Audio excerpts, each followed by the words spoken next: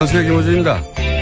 지난 월요일 부동산 문제는 어릴 적부터 사유재산과 공동체 윤리라는 별도의 교과를 통해 관점을 만들어줘야 하는 문제라고 얘기한 적이 있습니다. 어떤 분이 그 이야기를 듣고 제게 이런 말을 했습니다. 부동산과 공동체가 무슨 상관인가? 내가 부동산을 시작하는데 누가 돈을 보태준 것도 없고 그 집값을 올리기 위해 인테리어도 내가 했고 내 노력으로 내 돈으로 취득했고 세금까지 냈는데 내 재산을 놓고 나한테 아무런 도움도 준 적 없는 남의 상황을 왜 고려해야 하냐. 반만 맞는 말입니다. 그렇게 취득한 부동산의 가치는 본인의 노력과 그 집에 들어간 재료값의 합이 아니죠. 그 가치는 그런 노력과 재료에 더해 그 입지 등 주변 수많은 요소들의 복합된 가치가 만들어낸 거죠. 그런데 그 도로, 교통 편의, 교육, 공원, 그 주변 환경은 시도, 국가 재정이 만들어낸 겁니다. 그리고 그 재정은 그 공동체가 벽출한 돈으로 만든 거죠.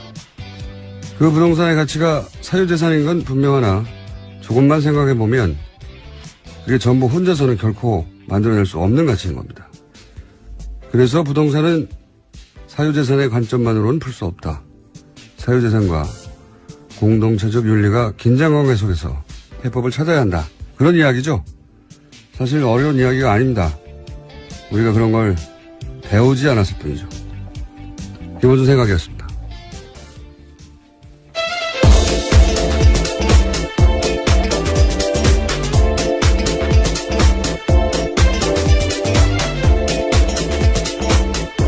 시사인의 김은지입니다. 자, 어제 정치적으로 큰 사건 하나, 네. 그리고 또 국정농단에서 큰 사건 하나, 두 가지가. 네, 서초동도 시끄럽고 네. 여의도도 시끄러웠습니다. 아, 좋은 표현이네요. 아, 그런가요? 네. 제가 한 말보다 훨씬 좋은 표현. 시사인 김은지 기자가 점점 방송에 적응해서 방송용 워딩을 훨씬 세련되게 내놓고 있습니다. 자, 첫 번째 뉴스는요. 네, 어제 안철수 전 국민의당 대표가 공식 사과했습니다. 제보 조작 사건이 드러난 지 16일 만인데요. 국민의당 대선 후보로서의 책임을 통감한다라고 밝혔습니다. 입장 발표가 늦어진 건 검찰 수사가 시작된 만큼 사실관계 확인을 하기 위해서였다라고 해명했습니다.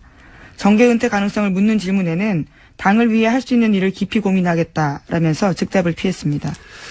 자, 잠깐 들어보겠습니다. 긴 내용이 아니었기 때문에 압축적으로. 저로서도 충격적인 일이었습니다. 이번 사건에 대한 정치적, 도의적 책임은 전적으로 후보였던 제게 있습니다. 원점에서 제 정치 인생을 돌아보며 자숙과 성찰의 시간을 갖겠습니다. 처음 마음을 되새기며 돌아보고 또 돌아보겠습니다. 핵심 내용은 이 정도 되는 건데, 내용은 그러니까 몰랐다. 예. 그리고 정치적 도의적 책임, 법적 책임은 없다는 거고.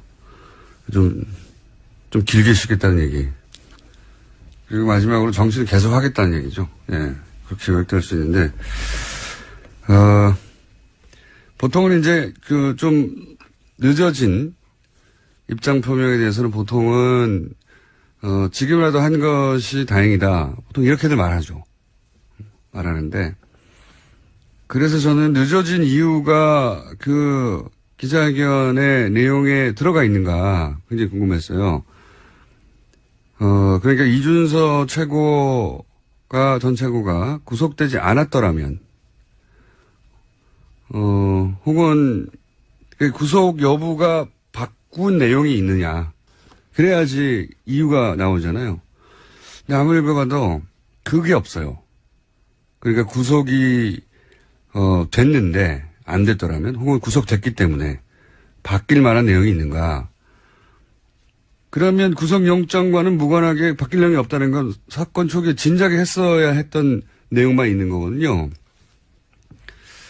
이렇게 되면은 그게 지연돼서 읽게 된 것은 지금까지 굉장히 많았는데, 당도 계속 그 지문을 받고 본인도 그런 추궁을 당하고, 그렇게 지연해서 얻게 되는 게 없는 거예요. 그 안에. 내용도 없고 실질적으로. 당에서도 아마 안 전 대표의 입장 표명이 어떤 돌파구가 되어주기를 기대했을 텐데 그런 내용, 그런 역할이 없는 거죠, 여기서. 네, 그래서 어제 국민의당도 개인 입장의 사과라고 선을 그었습니다. 이렇게 위기가 닥쳤을 때 정치적, 그걸 해결하지 못하는 리더는 리더십을 잃게 됩니다. 저는 그런 맥락에서 안철수 전 대표 입지를 스스로 축소시키는 입장 표명이었다. 뭐가 있어야 되거든요. 어느 쪽으로든. 이런 정도의 내용으로 왜 이렇게까지 끌었는지, 잘 모를 내용이었어요. 이 정도까지 끌었으면 어떤 방식으로든, 그러려고 했구나. 나는 나름의 승부수가 나와야 되거든요.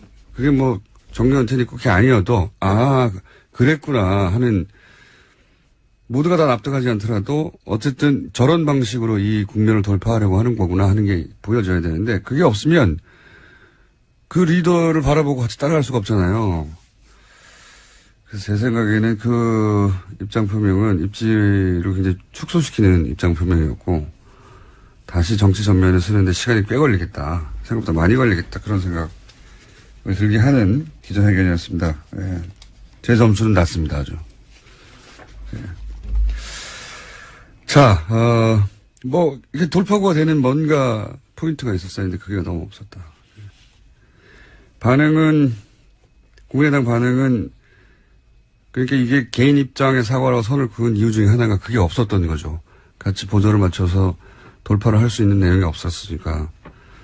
그러면서 이전에 했던 그 대응 방식, 이게 이제 추미애 대표 가이드라인이다, 정치 공작이다, 이걸 반복했죠? 네? 네, 계속해서 박주성 국민의당 비대위원장 같은 경우에는 문재인 정부의 정치검찰 1호 사건으로 기록되고도 남는다고 생각한다라고 밝혔습니다. 그러면서 문준용 씨 특혜 의혹도 함께 규명해야 한다면서 당 차원의 특검 법안을 오늘 공개하겠다고도 밝혔습니다. 그 사과 대상이 이제 국민도 있고 당원도 있고, 근데 1차적으로는 이제 문준용 씨가 돼야 되는데 문준용 씨 이름을 거론하지 않은 것도, 네, 당사자라는 원인 정도로 썼죠. 안철수 전 대표가요.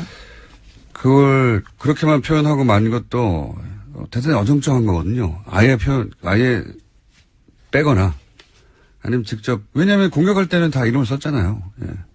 그런데 이 입장 표명에는 이렇게 두리뭉실하게 넘어가는 것도, 이것도 깔끔하지 않습니다. 이제 특검 하자고 이제 나오고 있죠. 예3당 공조에서. 특검은 사실 불가능해요. 이거는 정치적 제스처인데, 공소시효도 지났고, 그리고 민주당이 합의에 줄 리도 없고요. 네, 예. 더불어민주당은 물타기라고 일축하고 있습니다. 단순히 내용적인 물타기가 아니라 불가능하거든요. 불가능하다는 걸 모르지 않아요. 네, 청와대도 어제 수용 불가하다고 입장 낸 바가 있고요. 또. 이거 되지도 않고 법적으로도 구성이 안 되는 건데, 주장하는 겁니다. 예. 근데 이 대치 국면을 뭘로 풀 수 있을지 모르겠네요. 안철수 전 대표의 입장 표명이 하나의 변곡점이 될 거라고 많은 사람들이 특히 국민의당에서 기대했을 수 있는데, 예. 이렇게 되면 안철수 전 대표의 당내 입지는 더 줄어든다. 관련 뉴스가 또 있나요? 네, 검찰의 칼날이 이제는 국민의당 윗선을 향하고 있습니다. 검찰은 이번 주 안에 공명선거 추진단 수석 부단장과 부단장이었던 김성호 전 의원과 김인원 변호사를 불러서 조사할 계획입니다. 이거 당연한 수순이 되어버렸죠. 이유미 씨에게서 이제 잘랐는데, 이게 최고인이었던 이준서 씨까지 가버렸기 때문에, 그리고 수사 과정에서 이런 게 밝혀졌지 않습니까? 5월 5일날 기자회견했는데 5월 6일날 이유미 씨가 사실상 제보자는 없는 거라고 이준서 전 최고위원에게 말을 했다는 거지 않습니까? 네, 그런데도 5월 7일에 또 기자회견을 했죠. 또 기자회견을 했어요. 근데 그 기자회견은 오히려 더, 강하게 나갔죠. 예. 그 제보에 대한 의구심들이 있는데, 예. 전화 확인, 또 무슨 내용이 있었죠? 복수의 확인 등등의 표현으로 정반대로 나갔는데 어떻게 이렇게 정반대로 나갔냐. 예. 그 결정을, 그러니까 이준서 전 최고위원이 이유미 씨 이야기를 꿀꺽 혼자 삼키고 혼자 오히려 더 강하게 나간 건지, 아니면 그런 게 이유미 씨로부터 나왔는데도 불구하고 그 회의에서 공개됐는데 더 강하게 나갔는지 뭐 따져야 되는 게 당연한 수준이 됐습니다. 현재까지는. 자, 이게 여의도에서 어제 크게 있었던 사건이고요. 서초동에서 크게 있었던 사건. 네, 어제 정유라 씨가 이재용 삼성 부회장의 재판에 출석했습니다. 원래는 안 나가겠다라고 했었던 걸로 알려져 있었는데요. 갑자기 깜짝 나온 겁니다. 나와서 삼성의 승마 지원과 관련한 증언을 쏟아냈습니다. 먼저 최순실 씨로부터 들은 이야기를 계속 공개했는데요. 2015년 10월부터 타기 시작한 말 살시도의 소유권에 대해서 이야기했습니다. 삼성 소유였던 이 말에 대해서 최순실 씨가 내 것처럼 사면 된다라고 이야기했다라는 건데요. 굳이 돈 주고 살 필요 없다라는 이야기도 했다라고 인정했습니다. 또 삼성에서 혼자만 지원받은 것이 소문나면 시끄러워진다. 삼성이 말 이름 바꾸자고 하니 바꿔야 한다. 이런 최순실 씨의 말도 공개했습니다.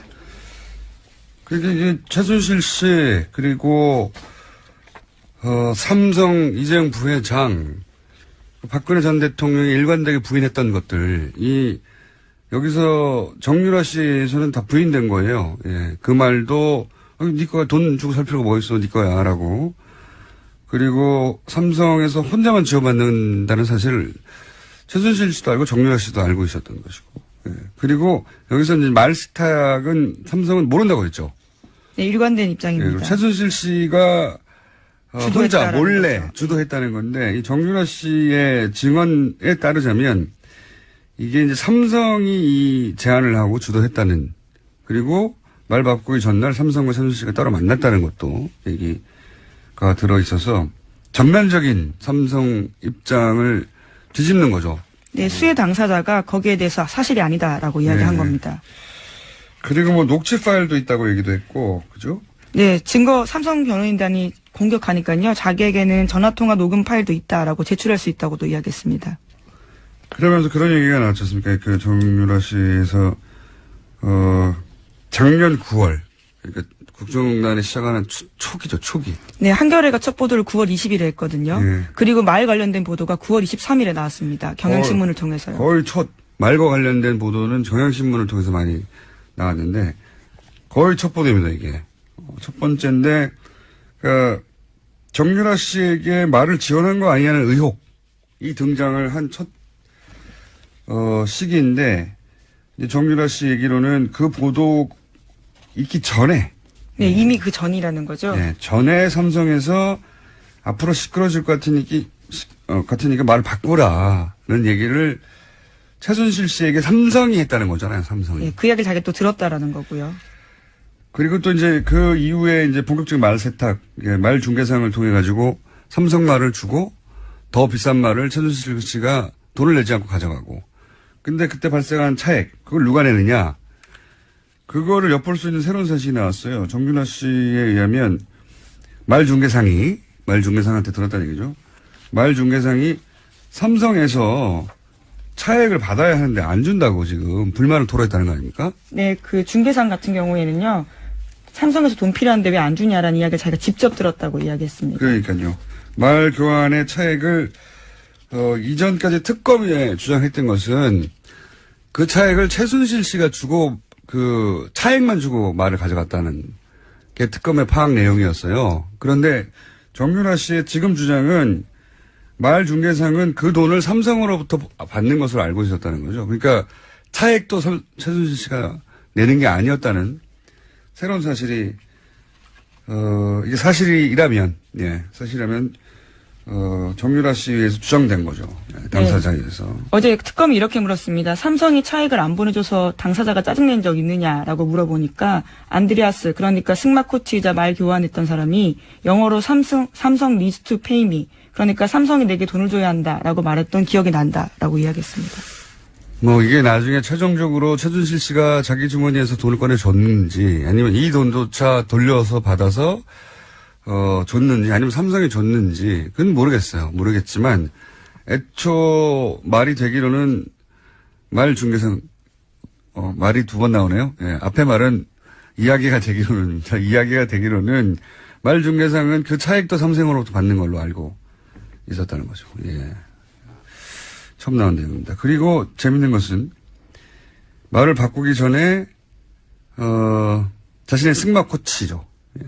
코치이자 첫 번째 돈을 받는 그 창구가 됐던 코어 스포츠, 그 이전 전신인 비덱 스포츠의 대표까지 했던 캄플라데라는 사람한테서 말 바꾸기 전날 삼성전자 임원 2명과 엄마가 만났다. 예. 말 관련된 얘기, 말 교환에 관련된 얘기가 아니겠는가, 뭐 이런 추정인데, 재밌는 것은 이게 그 통화 내용 녹음 파일이 있다는 겁니다. 예, 녹취, 물증이 있다라는 거죠. 자기 말을 증명할 수 있는. 그러니까 딸이 자신의 승마 코치한테서 엄마가 이런 일을 했다라고 하는 증언을, 그때는 증언이라고 할 수 있을지 없을지 모르는 상태인데 굳이 녹음해 놨다는 거잖아요. 예. 우리가 아는 전형적인 모녀 관계로 보면 안 된다는 생각을, 굉장히 큰 스펙타클한 사건입니다. 근데 이것만 해도 스펙타클한데 이 증언이 이루어지는 과정은 더 스펙타클해요. 네, 그렇죠. 엄청납니다. 예, 증인 출석 놓고 정유라 씨와 변호인단에서 다른 이야기를 했는데요. 변호인단은 박영수 특별검사팀의 강요나 회유로 정유라 씨 증인 출석이 이루어졌다라고 주장하고 있습니다. 하지만 정유라 씨는 어제 법정 나와서요. 나오기 힘든 건 사실이었지만 나와야 된다고 생각해서 나왔다라고 말했습니다. 그러면서 자기가 여기 나오는데 여러 만류가 있었던 건 사실이라고 밝히기도 했습니다. 이게 진짜 있을 수 없는 일이거든요. 변호인이 불출석 사유서를 냈어요. 나올 필요가 없는 겁니다. 근데 당사자가 여러 만류, 만류는 아마 변호인들 또 이 만류하는 사람들이 들어가는 걸로 추정이 되는 게, 변호인과 사전 상의 없이 출석해 버렸다는 거잖아요. 변호인은 출석할 필요가 없다고 만류하고 있는데, 그것도 드문 일인데 더 드문 일은 변호인들 모르게 새벽에 특검에 연락해서 그 차를 타고 갔다는 거 아닙니까? 예. 그렇죠. 이상한 일이고요. 매우. 이에 관련해서 이제 최순실 정유라 씨 동시 변호라는 오태희 변호사는 그런 말을 했다고요. 정유라가 살모사 같은 행동을 한다. 이건 단순 독설이 아닌 게, 그리고 장시호보다 더하다. 예, 어제 법정에서 그런 식의 이야기를 했다라는 거죠. 살면서 엄마 죽이는 뱀이거든요. 물론 잘못된 상식에 의해서 만들어진 이름이지만 의미한 바는 엄마를 죽인다는 거예요. 실제 이 증언이 이재용 부회장에게도 불리하고 최순실 엄마에게도 불리하고 박근혜 전 대통령 모두 다 불리하죠. 예, 불리한데 엄마 딸을 같이 변호하는 변호인들이 하는 말이니까 의미는 당연히 그거죠. 엄마를 죽이는 거라고. 예. 의뢰인을 이렇게까지 살모사라고 마음에 안 들면 변호인 사퇴하고 말지 이렇게 표현하는 경우도 없어요. 이상한 점은 더 있어요. 김경재 변호사가 정유라 씨가 새벽 5시 혼자 이경재 나가서. 변호사. 이경재 변호사가 동시 변호하고 있죠. 정유라가 새벽 5시 혼자 나가서 빌딩 앞에서 성명불상자들의 성업차를 타고 갔다. 이렇게 얘기했잖아요. 왜 이상하냐면 그 시간에 혼자 빌딩을 나간 걸 변호인이 어떻게 알죠? 새벽 그걸 알려면 24시간 정유라를 감시하고 있거나 아니면 사라진 걸 알고 새벽 5시 CCTV 그 주변 CCTV를 확인해야 돼요.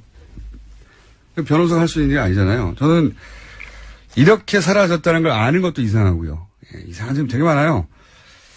근데 이제 왜 그랬을까? 왜냐면 재판정에서 굉장히 주시한 뉴스입니다. 스펙타클하고 너무 재밌는 뉴스입니다. 사실은 이 국정농단 관련해서 이런 정도의 스펙타클한 장면이 법정에서 벌어진 건 처음이에요. 근데 이제 저는 이런 일이 벌어진 게 아닌가 추정하는다. 제가 오랫동안 이 가족을 바라보며 연구한 결과 추정하는 바는 뭐냐면, 일단 우선 이재용 부회장에 좋은 것이 박근혜 전 대통령과 최순실에게 좋은 것이 맞아요, 서로. 네, 뇌물이라는 건 기본적으로 그렇죠. 그렇게 얽혀 있죠. 셋 모두가 뇌물이 아닌 것으로 판결해야 좋단 말이죠. 그러나 과연 정유라에게도 좋은 것인가. 이 지점에서 첫 번째로 엇갈렸어요. 이해관계가 다르다라는 말씀이시죠. 그렇죠. 엄마와 딸은 무조건 이해관계가 같을 것 같지만 이 특정 사안에 대해서는 다른 거거든요. 왜냐하면 정유라 씨가 계속 그 증언을 거부하면 3차 영장. 네, 이번에 그럴 가능성도 있는 상황이었습니다. 네. 그런데 이재용 부회장에게 불리한 증언을 막 해버리면 특검이 영장을 청구할 이유가 사라지죠. 그 첫 번째 동기가 있는 것 같고, 또 하나 주목할 점은 장시호보다 더하다라는 표현을 쓰잖아요. 장시호 씨가 이제 특검에 이제 그 협조를 했었기 때문인데, 그래서 이제 장시호 씨의 역할을 추정해 볼 수 있죠, 여기서. 장시호 씨에게 내가 다 겪어봤는데, 이런 가이드, 이게 너한테 가장 이득이 되는 길이야. 이런 코치가 있을 수 있다.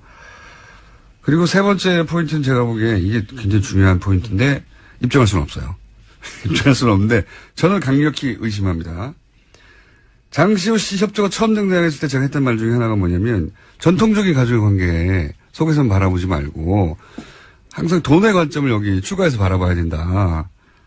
지금까지도 입증된다는 없지만 저는 여전히 의심하고 있는데 여기에도 돈이 관련돼 있다. 라고 저는 추정하는 바인 것이 자신들의 부모 세대, 최태민 할아버지 1세대라고 하면 최순실 씨와 그 자매들은 2세대잖아요. 장시호 정유라는 이제 3세대예요. 부모 세대는 사회적으로 법적으로 사실상 끝이 났다라고 판단하고 이제 자신들 성인이 됐고 자신들이 자신의 삶을 일구는 데 필요한 물적 토대도 필요하고 본인들이 보아온 것도 있고 옆에서 안원구 전 대구국세청장이 박근혜 전 대통령 일과 최순실 일가 자산을 추적하면서 느낀 점은 공통점을 이렇게 얘기했어요. 직업이 없는데 돈이 너무 많다고. 예. 그런 환경에서 평생 자란 3세대거든요. 더군다나 2세대가 이 최태민 씨를 살해하고 그 재산을 차지했다고 하는 최태민 씨 아들의 주장도 있었죠. 그런 류의 주장 여전히 하고 있습니다. 이 일가가 돈에 대해서 가지는 개념, 집착 이런 거는 우리가 상상하는 수준하고 다르다. 그러면 어떻게 구체적으로 돈과 관련된 이야기란 말이냐? 이건 다음 편에 제가 좀 더 정리하여. 돈이 관련이 있다. 돈이 관련 없이 이렇게 극적으로 드라마틱하게 입장 변화가 있을 수 없다라고 저는 봅니다. 일단 거기까지 해놓고요. 이 사건은 앞으로 재밌게 드라마틱하게 스펙트럴하게 예, 등장부터 깜짝이었습니다. 30분 전에 갑자기 나온 거거든요. 재판장도 뒤늦게 알았다라고 합니다. 그러니까요. 그리고 특검도 이렇게까지 진술할 줄 몰라서 깜짝 놀랐다고 하고 그 현장에 있었던 기자들도 어리숙하고 바보 같은 정유라가 아니라 굉장히 차분하게 자기 이야기를 했다고 합니다. 굉장히 차분하게 자기가 필요한 말 논리적으로 딱딱 했다는 거예요. 예. 우리는 정유라 씨를 잘 모르고 있을 수도 있습니다. 자, 벌써 시간을 많이 썼네요. 예. 제목만 언급하고 지나가죠. 예. 네, 박근혜 전 대통령이 오늘 내일 재판도 불출석할 예정이라고 합니다. 네 번째 발가락을 다치셨다는 거잖아요? 예, 발가락 인대 부상이 구체적인 불출석 사유입니다. 네 번째 발가락 인대. 네. 이걸로, 구치소에 있는데 재판정에 나가야 하는 피의자들이 전국의 다른 모든 피해자들이 이걸로 가능하겠어요, 불출석에? 네, 안 됩니다. 발가락, 발목 전체가 다쳐도 나갑니다. 자. 허탈감 느낄 수밖에 없는 뉴스죠. 그리고, 안봉건 이재만 전 비서관. 예. 기소됐다. 네. 예. 두 사람 다 청문회 나오지 않았다라는 혐의로 재판에 넘겨진 겁니다. 특검이 얼마나, 촉박하게 끝이 나는지 알 수 있는 겁니다. 이 두 비서관이 청문회에 나오지 않았다는 혐의를 기소된 거예요. 예. 다른 게 아니라. 당시에 사춘기 딸 사생활 침해 우려된다. 이런 식의 이야기를 대면서 나오지 않았었습니다. 자, 제목 하나 읽고 끝냅시다. 예. 네, 트럼프 장남이 러시아에 접촉했다는 이메일이 공개가 돼서 파문이 일고 있습니다. 이 사건도 재밌는 사건입니다. 이게 우리랑 비교하자면 지난 대선에서 예를 들어서 일본의 정보국이 문재인 대통령을 낙선시키려는 목적으로 어떤 정보를 예를 들면 홍준표 후보에게 준다고 정보를 주겠다라고 주겠다고 해서 그거를 받은 걸로 추정이 되는데 실제로 홍준표 대표가 당선이 돼버린 이런 사건입니다. 비유하자면 그런 거죠. 예, 비유하자면 말도 안 되는 사건인 거죠. 그런 게 지금 미국에서 벌어졌고 그 이메일이 나온 겁니다. 네, 그래서 미국 하원에서 트럼프 탄핵안이 처음으로 발의됐다라고 합니다. 참네. 지금까지 시사인의 김은지였습니다. 감사합니다.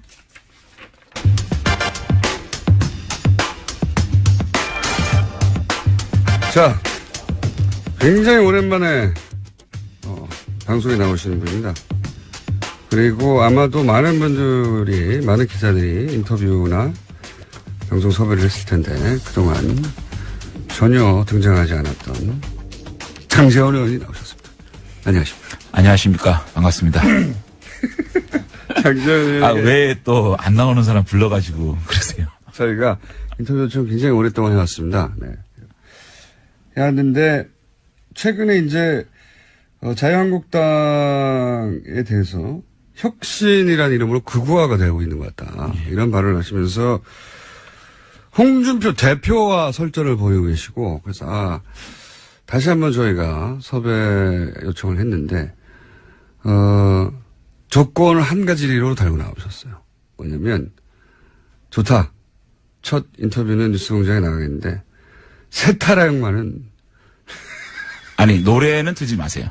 세타령만은 틀지 말아달라고 해서. 아니, 세타령이 아니라 다른 노래도 틀지 마세요. 아니, 이제 저희가 처음에 듣기로는 세타령을 틀지 말라고. 아니, 노래를 틀면 네. 제가 정말 지금 당에서 해야 될 일이 많거든요. 네. 그래서 저희가 이렇게 정치인이 희화화돼 버리면 그것이 딱지가 딱 붙게 되면 힘들어요, 지금. 지금은 당이 혁신을 해야 되고 많은 의원들과 함께 해야 되는데 그 동력이 사라져요. 그래서 저희가 네. 그런 서정적, 그런 세타령 같은 희화되는 아니, 음악 그거 안 말고 돼요. 서정적인 아니, 음악을 안 돼요. 아니, 노래는 틀지 마시고. 잠깐만 들어보시죠. 안 돼요. 그건 안 되고요. 한 번만 들어보시죠. 왜냐하면 그렇게 되면 그 노래가 이제 타이틀곡이 돼요. 타이틀곡이 되면 그 노래에 따라서 제가 희화화된 정치인이 되기 때문에 네. 지금 당에 굉장히 지금 중요한 노선 문제가 있거든요. 네. 당의 정체성 이념 노선은 정말 가장 중요한 겁니다. 이 개혁 과정에서. 그렇기 때문에 그런 것들을 할 수 있도록. 그러면 이렇게 어. 타협을 보죠. 왜냐하면 저희는 이제 묻지 않고 당연히 트는데 요 한 구절만 들어보고 절대 앞으로는 아니, 근데 한 구절 나가도 네. 이거는 이제 편집이 돼가지고 네. 온 인터넷 공간을 돌기 때문에. 황금박쥐 이런 거 세타령 이런 거 아니거든요. 그거는 오늘은 좀 삼가해 주십시오. 그러면 제가 끝날 무렵에 중요한 얘기 다 끝나고 나서 그건 또 의논해 보자고요. 아니 저희도 심혈을 기울여서 준비한 그 등장 음악이기 때문에 이게 세타령이나 또는 뭐 황금박쥐처럼 경박하고 이런 게 아니거든요. 어쨌든 제가 지금 전개되는 서정적이고 가슴에 와닿고 촉촉해지는 음악인데. 어쨌든 저의 각오를 좀 먼저 밝히면요. 잠깐만요. 그 전에 각오 전에 네. 탈당을 결정적으로 왜냐하면 저희는 탈당 마지막 순간까지도 네. 마지막 순간까지도 이게 아니다. 이게 다시 되돌아가야 할지 모른다는 고민을 하셨다는 걸 알고 있어요. 그렇습니다. 네. 최후의 순간까지도 돌아갈 거의 직전까지 가신 것을 제가 알고 있는데 왜 돌아가지 않았는지를 모르겠어요. 왜냐하면 그때부터는 연락이 끊겼기 때문에. 네. 네. 왜? 근데 이제 제가 자유한국당으로 다시 가고 또 간 상황에서 다시 고민한 지점, 그런 지점들을 지금 또 얘기하는 건 좀 부적절하다고 보고요. 그래도 얘기 한번 어쨌든 간에 네. 한번 제가 하셔야죠. 지금까지 저의 결정, 그 자유한국당으로 복당한 결정에 대해서 지금까지 전개되는 상황을 보게 되면 제 정치 인생뿐만 아니고 제 삶 전체에서 가장 잘못된 결정을 했다라고 생각을 합니다. 자유한국당에 들어간 것이. 그렇습니다. 지금까지는 그래요. 네, 지금까지는 그런데 다만 후회하는 정도가 아니라 그렇습니다. 정치 인생 전체에서 그렇습니다. 정치를 떠나서 인생 전체에서 억점이라고 생각을 해요. 잘못된 결정이었다고. 네. 그런데 근데 마지막 순간에 왜 그렇게 했는지 나중에 제가 다시 네, 여쭤볼게요. 그런데 네. 그러한 결정이 보수 대통합이라든지 또는 보수 개혁이라는 결론을 도출한다면 다행이고요. 결과적으로 다행이고요. 네. 그것이 안 된다 그러면 저는 그 결정에 대한 정치적 저는 책임을 질 겁니다. 그런 각오로 있습니다. 그런 얘기는 이제 국회의원 그만하고. 글쎄 이제 그거에 대해서는 안철수 대표도 대충 얘기했는데 저는 이게 더 수위가 높지 않나요? 어쨌든 우리 지역 주민들한테 피해가 지난 방향에서 네. 불출마합니까? 만약에 보수 대통합 혹은 네. 이 보수가 잘못된 방향으로 가고 있다라는 확인, 네. 확신이 들면 저는 정치적 결단을 할 겁니다. 그러니까 바른정당과 어떤 형식으로도 대통합을 이뤄내지 못하거나. 통합이든 소통합이든 간에 네, 이뤄내지 못하거나. 보수가 통합을 해서 함께 간 기반을 마련하고 또 보수가 합리적 보수 또 개혁적 보수의 모습으로 일정 부분 전혀 가망성이 없다. 내 결정은 정말 그야말로 이거는 참혹한 결정이었다고 결심이 드는 순간 그것이 시기에 관계없이 저는 정치적 결단을 할 것이고 그것은 단 우리 지역 주민 저를 무소속으로 뽑아준 우리 지역 주민한테 피해를 안 줘야 된다. 그 사이에서 제가 정치적 결단을 할 것이고 피해를 안 줘야 되는 그런 제가 어떤 결심을 가지고 결기를 가지고 임하고 있다는 말씀을 드립니다. 구체적으로 그럼 불출마를 할 수도 있다는 얘기인가요? 그래서 그거까지는 어떤 방식이 될지 그 책임이 어떤 방식이 될지는 네. 안철수 대표도 대충 뭉개고 갔는데 이 정도 안철수 얘기하면 대표는 이제 내려놓을 대표도 없고 사퇴할 의원직도 없잖아요. 근데 의원님은 사퇴 의원직도 있고. 그런가요? 예. 안철수 대표가 내려놓을 게 더 많지 않나요? 내려놓으려고 그러니까 해도. 제가 국회의원 그만두는 것보다 안철수 대표가 정기 은퇴한 게 더 큰 뉴스 아닌가요? 그렇긴 하죠. 그렇죠. 그렇긴 한데. 그러니까. 본인 의원님은 내려놓으실 게 있긴 있잖아요. 의원직. 그런가요? 예. 근데 그렇게 무책임하게 내려놓으면 지역 주민들을 대신할 수 있는 어떤 이런 게 없기 때문에 그 민의는 또 받들어야 되니까 고민하겠습니다. 그러면 예를 들어서 탈당하고 나서 무소속으로 남다든가. 하여튼 여러 가지로 제가 그 정치적 결단을 하려고 합니다. 정치적 결단. 자, 어쨌든 각오는 이겁니다. 대통합 후회하지만 이미 벌어진 일이고 그렇다면 이 상황에서 내가 바른정당과 자유한국당의 어떤 방식으로든 보수가 통합하는 길을 열거나 아니면 자유한국당이 이 길로 가는 건 아닌데 내 힘으로 막을 수 없다는 게 확인되거나 그러면 정치적 결단을 하겠다. 그러니까 그게 같은 맥락이에요. 네. 그러니까 보수 통합이라는 부분하고 우리 당이 자유한국당이 개혁정당으로 개혁적인 모습으로 변한다는 건 같은 거거든요. 왜냐하면 자유한국당이 지금의 모습으로는 바른정당이 절대 통합 안 합니다. 그러니까 자유한국당이 먼저 바른정당이 흔쾌히 함께할 수 있도록 하는 게 우선이잖아요. 그렇게 되면 저는 풀리고 저는 그런 바탕을 만든 결정이었다면 제가 정치를 더 할 수 있겠지만 이런 상황으로 가가지고 제가 지금까지 해왔던 노선, 지금까지 보여줬던 국민들에 대한 모습들하고 전면 부정되는 거기 때문에 제가 스스로 정치 결단을 안 하더라도 저는 선거에서 심판받겠죠. 그 3년이 남았지 않습니까? 그러니까 그런 결단을 생명이 3년이 연장되는데.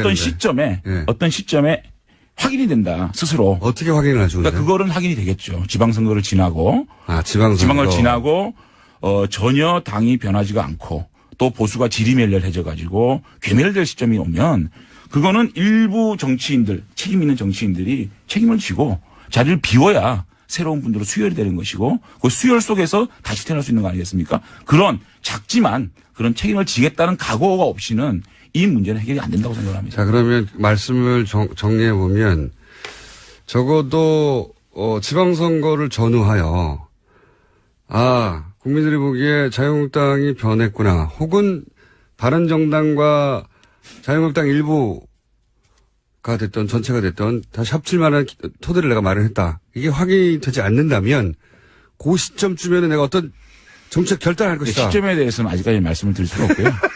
네. 하여튼 각오는 그렇다. 그렇습니다. 예. 그것이 3년 후에 있는 총선 때까지 지속되지는 않을 것이다. 어떤 그 중간에 내 결단이 있을 수 있다. 그것은 국민들이 도저히 우리 보수 진영이 가망성이 없다고 생각하면 그런 분들이 책임져야 될 겁니다. 지표가 뭡니까? 여론조사입니까? 아니면 본인의 경우는 문자에 씁니까? 지표. 그거는 일반적인 상식에서 보편적인 상식에서 바라보면 될 겁니다. 그래도 그 상식은 뭐 해석 나름이라 네. 아직 그 정도의 결기를 가지고 그 결기가 구체적으로 그래서 지금 많은 의원들이 필요합니다. 저 혼자 이 문제는 해결할 수가 없고 일단 그 탄핵 부분에 대한 분명한 어떤 그 해석 이런 것들이 먼저 필요할 것 같고요. 그런 것들을 단계적으로 해 나가야 된다고 봅니다. 자, 그러면 그 안에서 바른정당과 함께했던 사람들이 그때 가졌던 생각, 그거를 지금 자유한국당 내에서 구현해 보고 싶으신 건데, 이제 이왕 아시니까. 지금 최근에 이제 자유한국당의 이제 혁신위원장이라고 오신 분, 유석춘 교수 위원장에 대해서, 당의 혁신한 이후로 극화되는 것 같다라고 표현하셨잖아요. 예. 이게 어떤 의미입니까?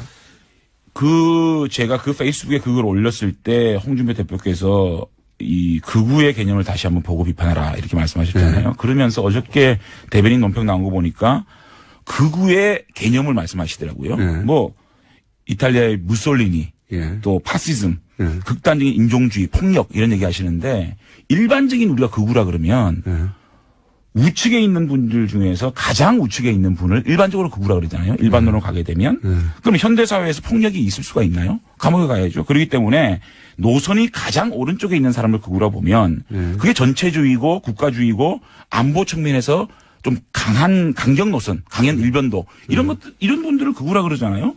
그런데 유석춘 위원장 같은 경우에는 유신 부분에 있어서 독재를. 국가의 위기를 극복하기 위한 수단이었다. 이렇게 얘기하는 것들이잖아요. 그게 가장 어떻게 보면 국가들 위기를 이 표명함으로 인해서 개인적인 인권을 억제는 이런 것들을 미화하는 것이 극우죠. 독재를 위한 거죠. 사실. 그리고 북한 문제를 선제적으로 타격할 수 있다. 그럼 무력 통일도 하자는 얘기인지 이게 극우잖아요. 결국은 제가 볼 때는 이런 것들을 극우로 저는 칭했다는 말씀을 드리고 결국은 제일 중요한 게 보수의 위기가 어떻게 왜 왔습니까? 탄핵 때문에 왔습니까? 국정농단 때문에 왔습니까? 국정농단 때문에 온 거 아닙니까? 이것에 대해서 정치 보복이다. 그럼 그 누가 보복을 했죠? 정치 보복을? 국민들이 한 겁니까? 그래서 3분의 2 국회의원들이 탄핵 소추를 발의하고 또 만장일치 헌법재판소의 결정을 무시하는 이런 사고가 만약에 우리 자유한국당의 개혁의 방향이라 그러면은 제가 가장 먼저 청산 대상이 되어야 된다고 생각한다는 제가 말씀을 드린 겁니다. 그리고 이런 말씀도 하셨어요. 류석춘 교수. 본인이 태극기 집회에 참석을 하였고 태극기 집회는 의병이었다라고 표현하셨어요. 의병. 예, 태극기 집회가 의병이면 촛불 집회는 오랑캐가 되는 겁니다. 저희는 저희의 개혁의 시작은 예. 탄핵에 대한 인정부터 해야 되는 겁니다. 지금 우리 자유한국당이 가장 쉬운 방법이 태극기 집회 논리를 가지고 그분들을 결집시키는 것이 가장 쉬운 방법입니다. 그거를 하고 있죠. 그러니까 예. 그런 것들을 아깝고 아쉽고 힘들지만 그것을 잘라내지 못하면 우리 자유한국당은 거기서 가치는 15% 20% 정도에서 끝난다. 그래서 저는 그런데 이미 유석춘 위원장이 혁신을 하려고 들어왔는데 그분이 그런 생각을 하는 분이면 이미 명백해진 거 아닙니까? 보겠다는 거는 네. 앞으로 혁신위원회 임명 그리고 자신의 그러한 사상이나 노선 이념을 자신의 개인적인 생각이라고 말씀하셨거든요. 그렇기 때문에 개인의 이념이나 사상이나 역사인식을 당의 당헌당규나 정강정책에 반영되면 안 된다는 게 제 주장이고요. 혁신위원회 임명과 혁신의 하는 과정을 지켜보겠다는 것이고요. 제가 말씀드리는 혁신의 가장 시작은 뭐냐. 제가 가장 주장하는 거는 지난 9년간 대한민국의 국민들이 우리 보수에 얼마나 많은 표를 주고 얼마나 많은 도움을 주셨습니까? 그런데 지난 9년 동안 우리 보수가 정권을 잡아가지고 양극화가 해소됐습니까? 일자리가 많아졌습니까? 외교를 잘했습니까? 안보를 잘했습니까? 아무것도 잘못했잖아요. 그렇기 때문에 국민들은 정권을 바꾼 겁니다.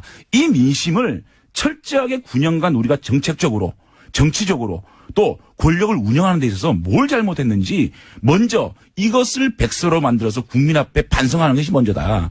그거를 실천하지 않고 우리 9년간 보수 정권이 국민 앞에 잘못한 것 이거 자복하고 반성하고 그거를 낱낱이 우리가 그거를 국민한테 보고하지 않으면 혁신의 시작이 되지 않는다. 저는 이렇게 주장하는 겁니다.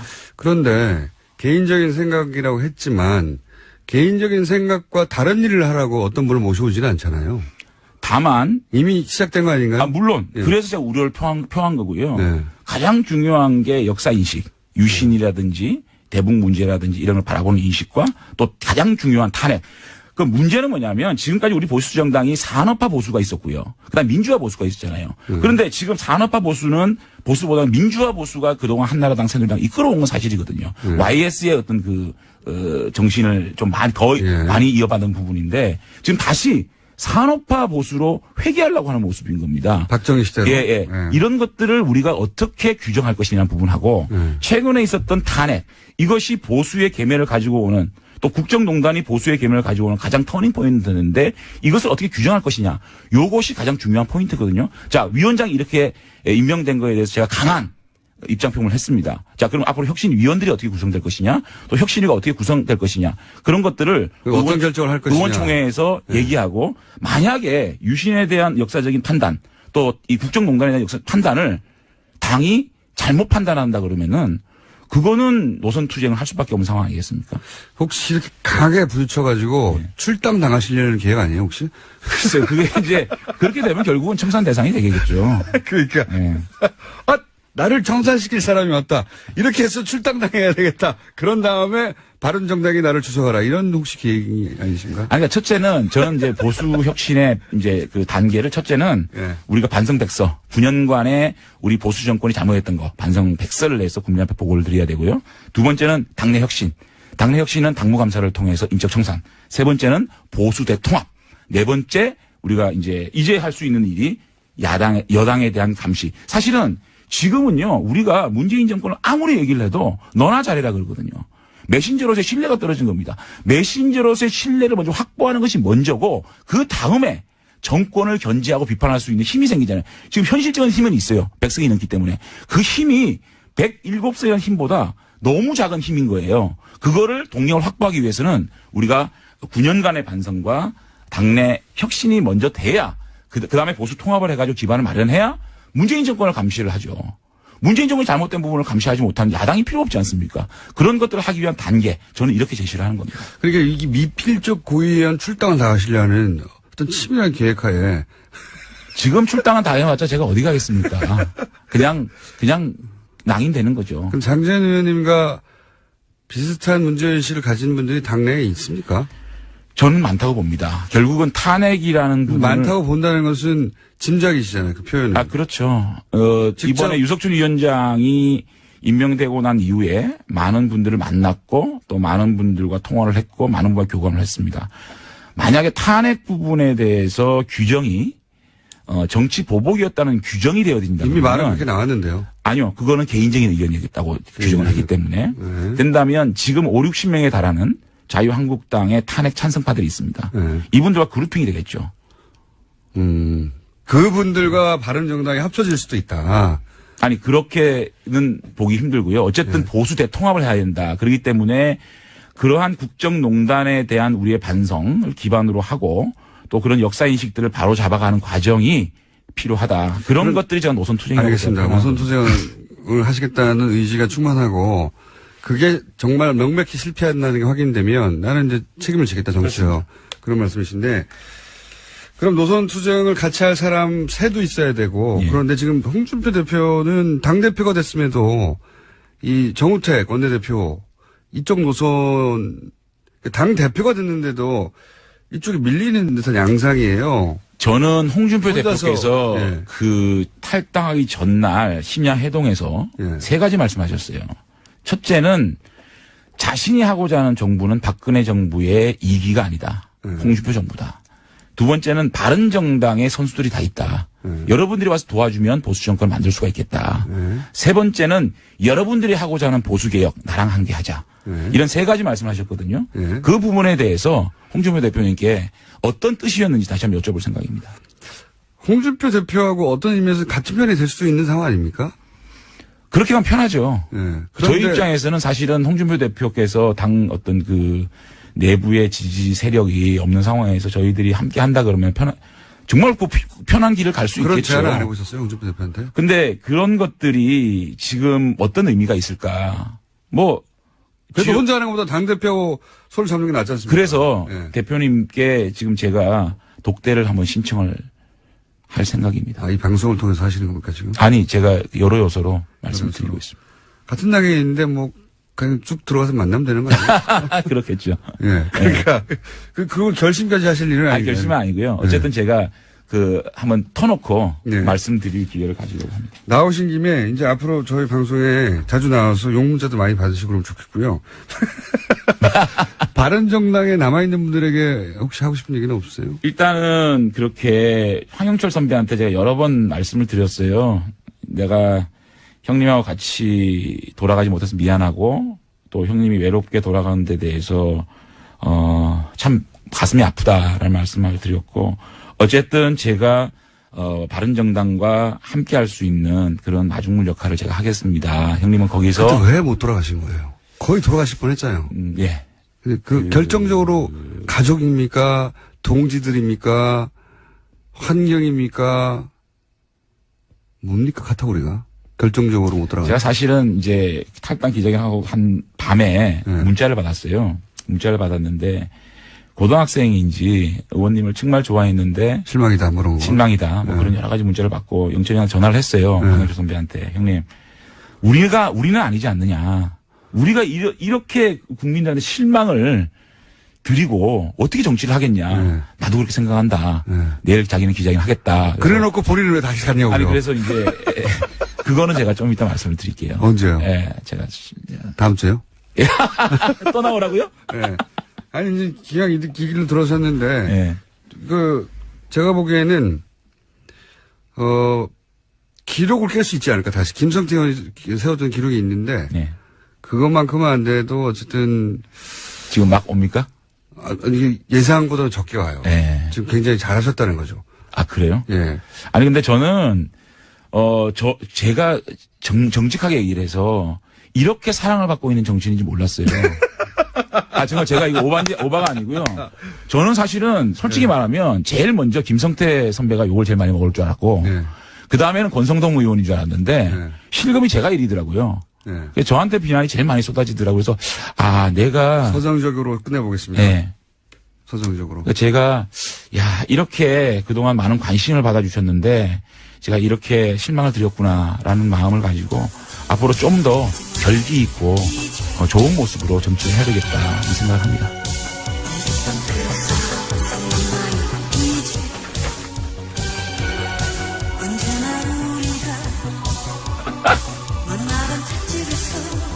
이 무슨 노래죠?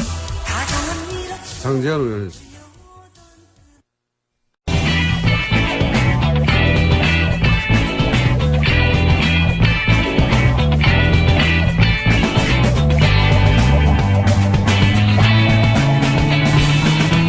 김어준의 뉴스 공장.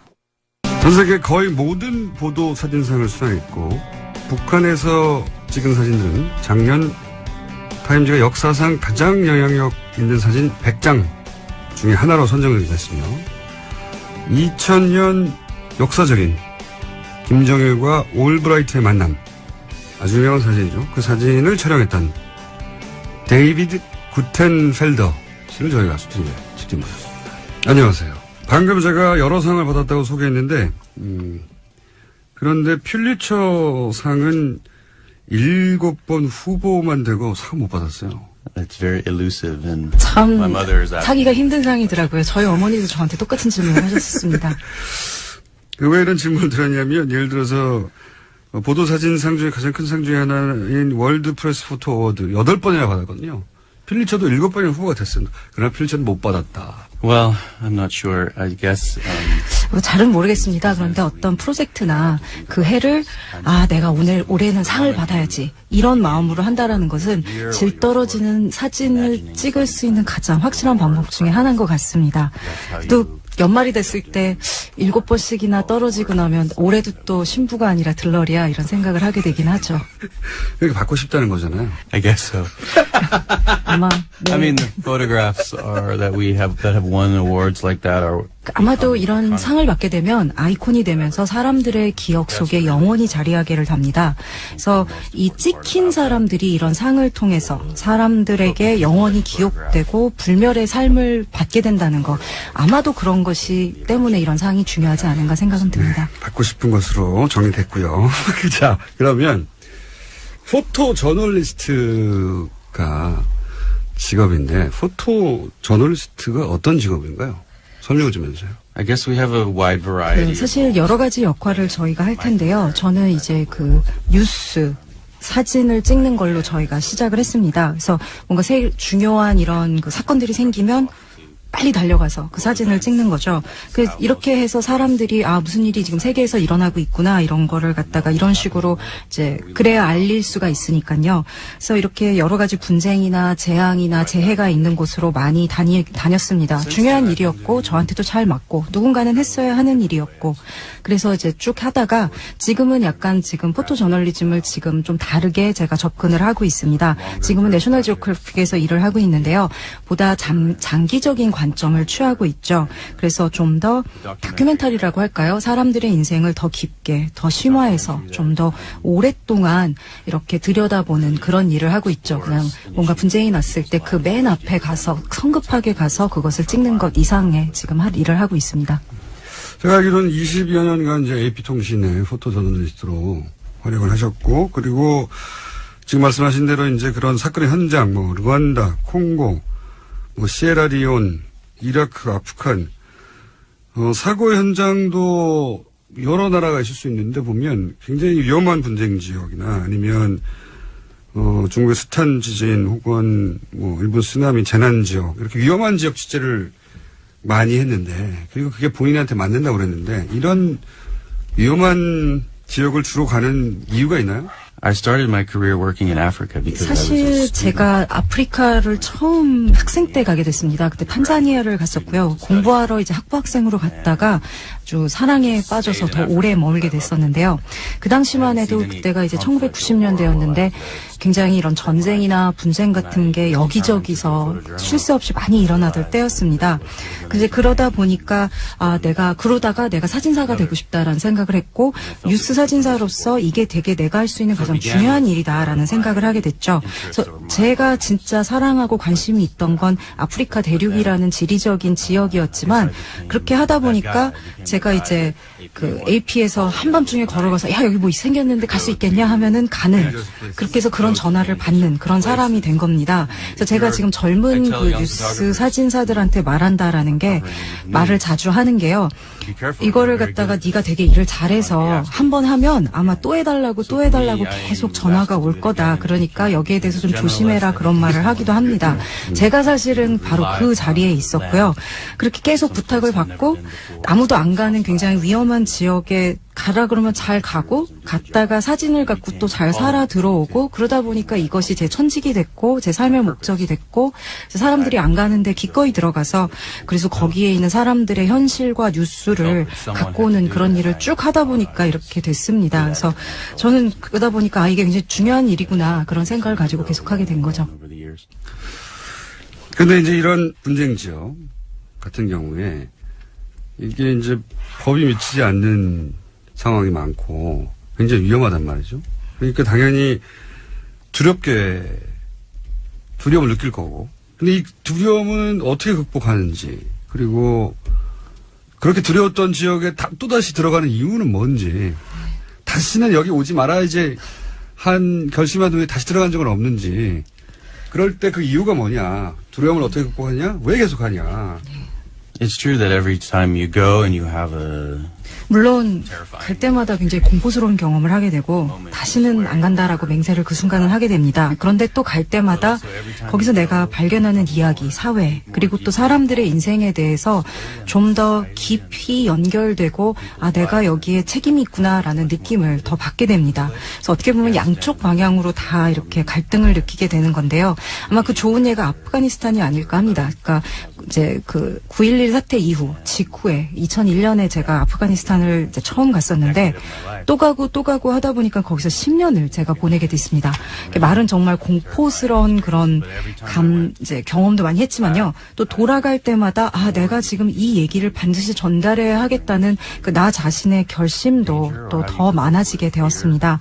그래서 이런 또 이제 위험이나 공포를 닥쳤을 때 이제 어떡하지 이런 상황이 왔을 때 사실 잊어버리기 되게 어렵죠. 그렇지만 또 동시에 약간 이제 얼굴이 또 두꺼워지게 된다고 할까요? 그리고 이런 것에 대해서 대처하는 나름의 기술, 이런 데서 살아남는 생존 기술도 생기게 되기는 합니다. 근데 이런 것들이 반드시 일상으로 돌아왔을 때 유용한 기술은 아닙니다. 사실은 이게 대가고 이런데 더 잘 적응하게 될수록 오히려 일상으로 돌아왔을 때는 그 삶에 다시 더 적응을 못하게 되는 그런 요인으로 작용할 수도 있습니다. 2011년에 평양의 서양 매체로는 처음으로 AP통신 지국을 열었고 거기에 크게 영향을 미친 걸로 알고 있는데 평양을 처음 간 것은 그 올브라이트가 김정일 당시 국방위원장을 만났을 2000년 그때인가요? Yeah, in 2000. 그때 이제 당시 국무장관이었던 매들린 올브라이트가 이제 북한을 방문했을 때 AP 그때 전 AP를 위해서 일했고 그때 이제 평양 궁전에서 그때 그 회담이 이루어졌었습니다. 그때 제가 그 풀 사진사 그 모든 그 미디어의 사진사를 다 대표해서 혼자 갔었는데요. 굉장히 좀 괴상한 경험이었습니다. 그래서 이렇게 이상한 색깔의 양탄자, 꽃무늬가 막 있는 양탄자가 있고 벽에는 좀 거대한 막 파도 그림이 그려져 있는 벽화가 그려져 있고 그래서 기다리고 있는데 이제 이 올브라이트 장관님도 좀 되게 좀 이제 초조해갖고 나 이거 어디 서야 되지 막 이렇게 물어보고 저는 정말 저도 모릅니다 이런 대화를 막 하고 있었는데 갑자기 문이 쫙 열리더니 이제 김정일 이제 그때 들어오는데 정말 이게 꿈인가 현실이 정말 아닌 것처럼 느껴졌습니다. 사실 그 당시만 해도 뭐 미국인이든 한국인이든 누구든지 실제로 김정일을 만난다라는 그 상황이 그러니까 정말 이렇게 꿈 같은 상황, 현실, 그러니까 상상을 할 수가 없는 상황이었고, 초현실적인 상황. 예. 네. 그래서 이게 내가 지금 영화 안으로 들어왔나, 텔레비 안으로 들어왔나 이런 생각을 할 수밖에 없었습니다. 그 사진도 굉장히 유명한 사진이죠. 그 이후로 북한을 여러 번 간 걸로 알고 있는데 몇 번이나 갔고, 그리고 북한을 찍은 사진으로 이제 타임지 선정 역사상 가장 영향력 있는 사진 100장에도 뽑혔고, 그런데 그렇게 여러 번 간 사람으로서 북한이 다른 국가하고는 좀 다른 점이 있습니까? 사진의 대상으로서? I think between 2000, my first trip with Albright. 제가 아마 2000년대 처음 그때 이제 올브라이트 장관이 오셨을 때 같이 가서 2015년까지 50번 정도를 갔었습니다. 또 50번. 예. 그리고 아마 대부분이 2011년부터 14년 사이에 그 AP와 일을 할 때 그때 대부분 갔었는데요. 아마 매달 갔었고 갈 때마다 10일에서 2주 정도 이제 머물렀었습니다. 다 합치면 1년 이상 머물렀네요. 네. 그래서 아마 근데 이제 제가 저를 그렇게 가고 싶게 만든 거의 집착적으로 자꾸 돌아가게 만든 거는요. 물론 이제 서구인들이 북한에 이렇게 가본 사람들이 거의 없다라는 거. 북한 안에서부터 뭔가를 찍어서 이렇게 바깥으로 바깥 세계로 이제 전송을 한 경험이 거의 없다라는 거. 그렇기 때문에 이게 중요한 거다. 물론 그런 것도 있었지만요. 사진사로는요. 정말 가자마자 그 장소의 어떤 느낌이랄까요? 모양이랄까요? 모든 게 다 사진 찍을 감이다. 모든 게 피사체가 될 수 있다. 그러니까 왜냐하면은 외부인들이 어떤 독립적인 시선의 관점을 북한으로 갖고 가서 그 북한이란 사회가 보여진 적이 단 한 번도 없거든요. 그래서 이런 여태까지 북한에 대해서 알려진 모든 시각적인 기록들, 이미지들은 다 정치 선전의 일부로 일방적으로 북한이 주어진 겁니다. 그렇기 때문에 이런 새로운 관점에서 북한이라는 것이 보여지는 게 처음이라는 거. 그렇기 때문에 심지어 제가 먹는 저녁까지도 바깥에서 아무도 이것을 본 적이 없기 때문에 다 뉴스거리가 될 수가 있었습니다. 그렇기 때문에 이렇게 뉴스 저널리스트로서, 그러니까 포토 저널리스트로서 모든 게 다 뉴스거리가 될 수 있는, 모든 게 이 사회를 설명하는 퍼즐의 조각이 될 수 있는 것들에 둘러싸여 있다라는 건 참으로 매혹적인 일이 아닐 수 없었습니다. 알겠습니다. 이번에 이제 한국에 오신 거는 이제 AP통신과 아니라 내셔널 지오그래픽과 작업을 위해서 한국에 오신 걸로 알고 있는데, 한국에는 어떤 프로젝트로 왔는지 말해줄 수 있는지, 전체를 다 말해줄 수 없다면 말해줄 수 있는 부분이라도. I came here with National Geographic. It's really 사실 just 제가 지금 내셔널 지오그래피랑 한국에 온 거는요. 제가 늘 오랫동안 특히 북한에서 사진을 찍은 이후로 하고 싶다 했던 그 장기적인 프로젝트를 하기 위해서 온 겁니다. 이제 시작인데요. 제가 하고 싶었던 거는 양쪽을 비교하는 겁니다. 그래서 이제 DMZ의 저쪽은 봤으니 이제 이쪽은 어떻게 보이나. 그래서 사진을 통해서 전쟁 이후에 이 남한과 북한이 어떻게 갈라졌나. 또 그런데 아직도 함께 나누는 것이 있는가. 그래서 이 한반도에서 이 한민족이라는 틀 안에서 아직도 서로 공명하는 부분이 있는가. 어떻게 갈라져 왔는가. 이런 거를 사진으로 찍어보고 싶었습니다. 제 생각에는 이 프로젝트가 성공적으로 끝나면 퓰리처상을 받을 것 같아요. Yeah, I'm not thinking about that. 그래서 지금 그 생각은 하지 않고 있고요. 퓰리처 얘기입니다. 예. 그리고 이제 북한에서 제가 했던 거, 그리고 또 남한에서도 이제 제가 앞으로 할 거, 같은 결국 접근입니다. 제가 찍을 거는 뉴스 사진이 아니고요. 사람들의 일상에 관한 겁니다. 이게 아마도 북한에서 특히 강력한 어떤 효력을 발휘했던 건 사람들이 북한 사람들의 인생에 대해서 바깥에서 전혀 아는 게 없기 때문에 더 그랬던 것 같고요. 기본적으로 저는 인간 중심의 접근을 하려고 합니다. 이 진짜 사람들의 진짜 삶 외에 더 발견할 가치가 있는 것은 없다라는 게 저의 접근법이고요. 남한에서 할 것은 부지런히 여행 다니고 거기서 또 이제 사람들의 삶을 들여다보고 그리고 이게 이제 북한이랑 뭐가 비슷하고 뭐가 다른지 한번 열심히 관찰해 볼 생각입니다. 알겠습니다. 포토그래퍼라고 보통 하잖아요. 사진을 찍는 사람들. 우리도 뭐 사진 기자라고 표현을 하지만 근데 이제 포토 저널리스트라고 따로 부르고 있고 실제 하신 일들을 보면 그리고 지금 하고자 하는 일들을 보면 사진으로 저널리즘을 구현하는 사람이다. 이런 느낌이 들어요. 단순히 사진을 찍는 게 아니라, 찍기만 하는 게 아니라. 그러면 포토그래퍼가 아니라 포토 저널리스트가 되고 싶으면 어떤 자질이 필요합니까? 본인 경험상? I think the requirements or the skills of being a 아마도 photojournalist 이 포토저널리스트가 되기 위해서 가장 중요한 어떤 기술이라고 할까요? 이거는 그 저널리스트랑 다르지 않을 거라고 생각을 합니다. 결국 사진도 또 다른 또 하나의 언어고 그 다른 좀 언어를 구사한다라는 거 외에는 보통 저널리스트랑 똑같다고 생각을 합니다. 저도 그렇기 때문에 다른 글을 쓰는 저자나 마찬가지로 저만의 스타일, 저만의 목소리를 찾으려고 이제 노력을 하죠. 그래서 물론 이제 여러 가지 기술적인 능력도 갖춰야 되고 끈기도 있어야 되는데 아무래도 가장 중요한 거는 윤리적인 차원이 아닐까 생각을 합니다. 물론 저도 굉장히 창의적이고 또 예술적으로 작업을 하려고 합니다만 기본적으로 전 예술가가 아닙니다. 그리고 제가 하는 건 논픽션이기 때문에 기본적으로 룰이 있고 그래야 사람들이 저희가 보여주는 거 이게 진짜구나 믿고 신뢰할 수가 있으니까요. 그것이야말로 저널리즘 뿐만이 아니라 포토 저널리즘에서도 가장 토대가 되는 기초가 되는 그런 자질이 아닐까 생각을 합니다.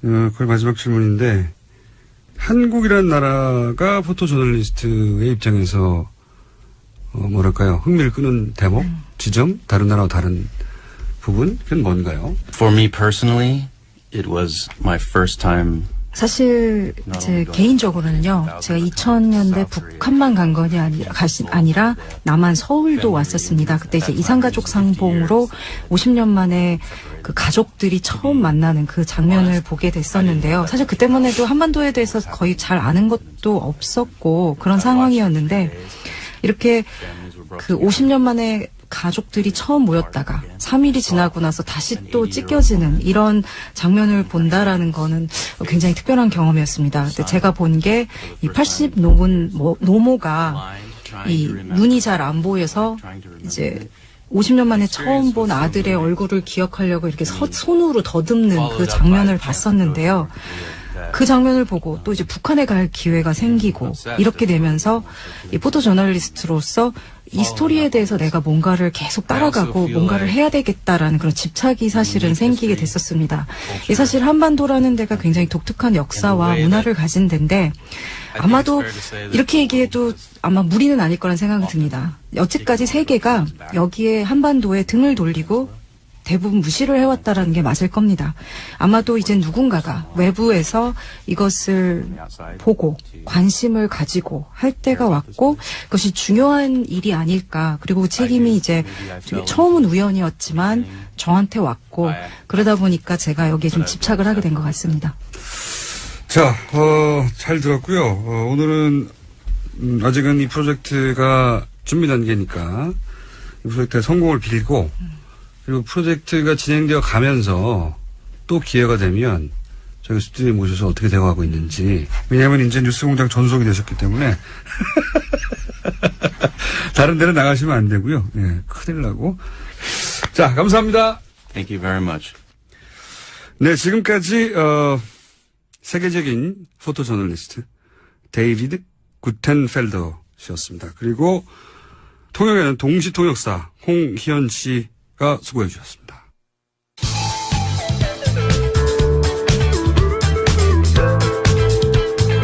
우주 최강 시사 프로그램 김어준의 뉴스 공장.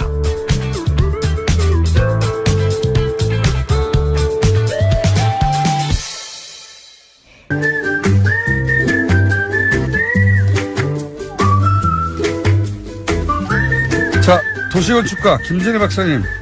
네, 안녕하세요. 예, 화장실 편을 마감하고. 화장실 편. 예. 어, 이제 여름을 맞이하는 휴가 특집을 시작한다고 하셨는데. 여름에 도시여행 특집을 좀 한다고 그랬는데, 그 이미 우리 예고까지 했잖아요. 지난번에 오늘 베를린 하겠다고. 네. 그런데 이제 베를린보다 우리 거를 좀 시작을 해보죠. 사실은 작가가 갑자기 요청을 했는데, 용산공원에 대해서 좀 용산기지 또는 용산공원에 대해서 얘기를 해줬으면 좋겠다. 근데 이런 아직 거기 요청이 휴가 됐어요. 갈 수 있는 데는 아니잖아요. 근데 이제 이런 거죠. 뭐 휴가라고 하는 거는 꼭 가서만이 아니라 사실은 용산공원 같으면 사실 베를린 장벽처럼 우리한테 굉장한 또 역사적인 의미가 있는 상징적인 데잖아요. 곳이긴 합니다. 그래서 역사 여행과 더불어 미래 여행으로 이건 우리가 또 만들어 가야 되니까. 하지만 아직 생태공원이 만들어지진 않아서. 그러니까 꿈을 꿔보자 이거죠. 그러니까. 그거 만들어진 그런 다음 여행으로 가면 안 되나요? 꿈꾸지 않고 그냥? 꿈꾸지, 아니. 그럼, 그거에 대해서 제가 오늘 좀 반론을 제기를 좀 하려고 합니다. 그래서 용산기지? 네, 용산기지 내지는 용산공원. 사실은 근데 이제 일반 시민들께서는 이미 이거 다 만들어진 거 아니야? 진작에 나온 얘기인데 아직도 안 됐어? 다 된 거 아니야? 뭐 이렇게 얘기 맞습니다. 생각하실 거예요. 이게 공식화된 거는 2003년 노무현 참여정부 그때 때였습니다. 나온 얘기니까요. 예. 노무현 대통령하고 부시 대통령하고 그때 이제 완전히 이제 협의를 해가지고서는 네. 사인까지 다 했죠. 생태공원 만들어진다는 얘기는 그때 나온 얘기인데요. 그렇습니다. 그리고 2004년에 그 다음에 국회에서 용산공원법도 만들어지고 또 평택 지원 특별법이라는 것도 만들어지고 그래서 뭐 이미 다 된 모양이다. 근데 뭐야 이게? 안 됐어요 아직도. 이게 뭐냐면은요. 사실은 네. 이제 용산 때문에 이게 나온 게 아니라 어저께 그 평택에 이제 새로 만들어지는 갔죠. 기지가 험플리스 기지라는 예. 데입니다. 거기에 이제 사령부 건물이 어저께 이제 기공이 아니라 이제 완공식을 됐죠. 했어요. 예. 그래서 어저께 이제 미팔군 사령관이 막 씩 웃고 나오고 막 너무 네네. 좋다고 막 이러면서 나오니까 이사가 됐네. 올해 말까지 이제 처음으로 시작하는 거니까 올해 말까지 이전을 완료를 하겠다는 게 이제 거의 확정이 됐습니다. 네. 그러다 보니까 이제 용산 공원에 대해서 다시 한번 이제 얘기를 하게끔 된 거죠.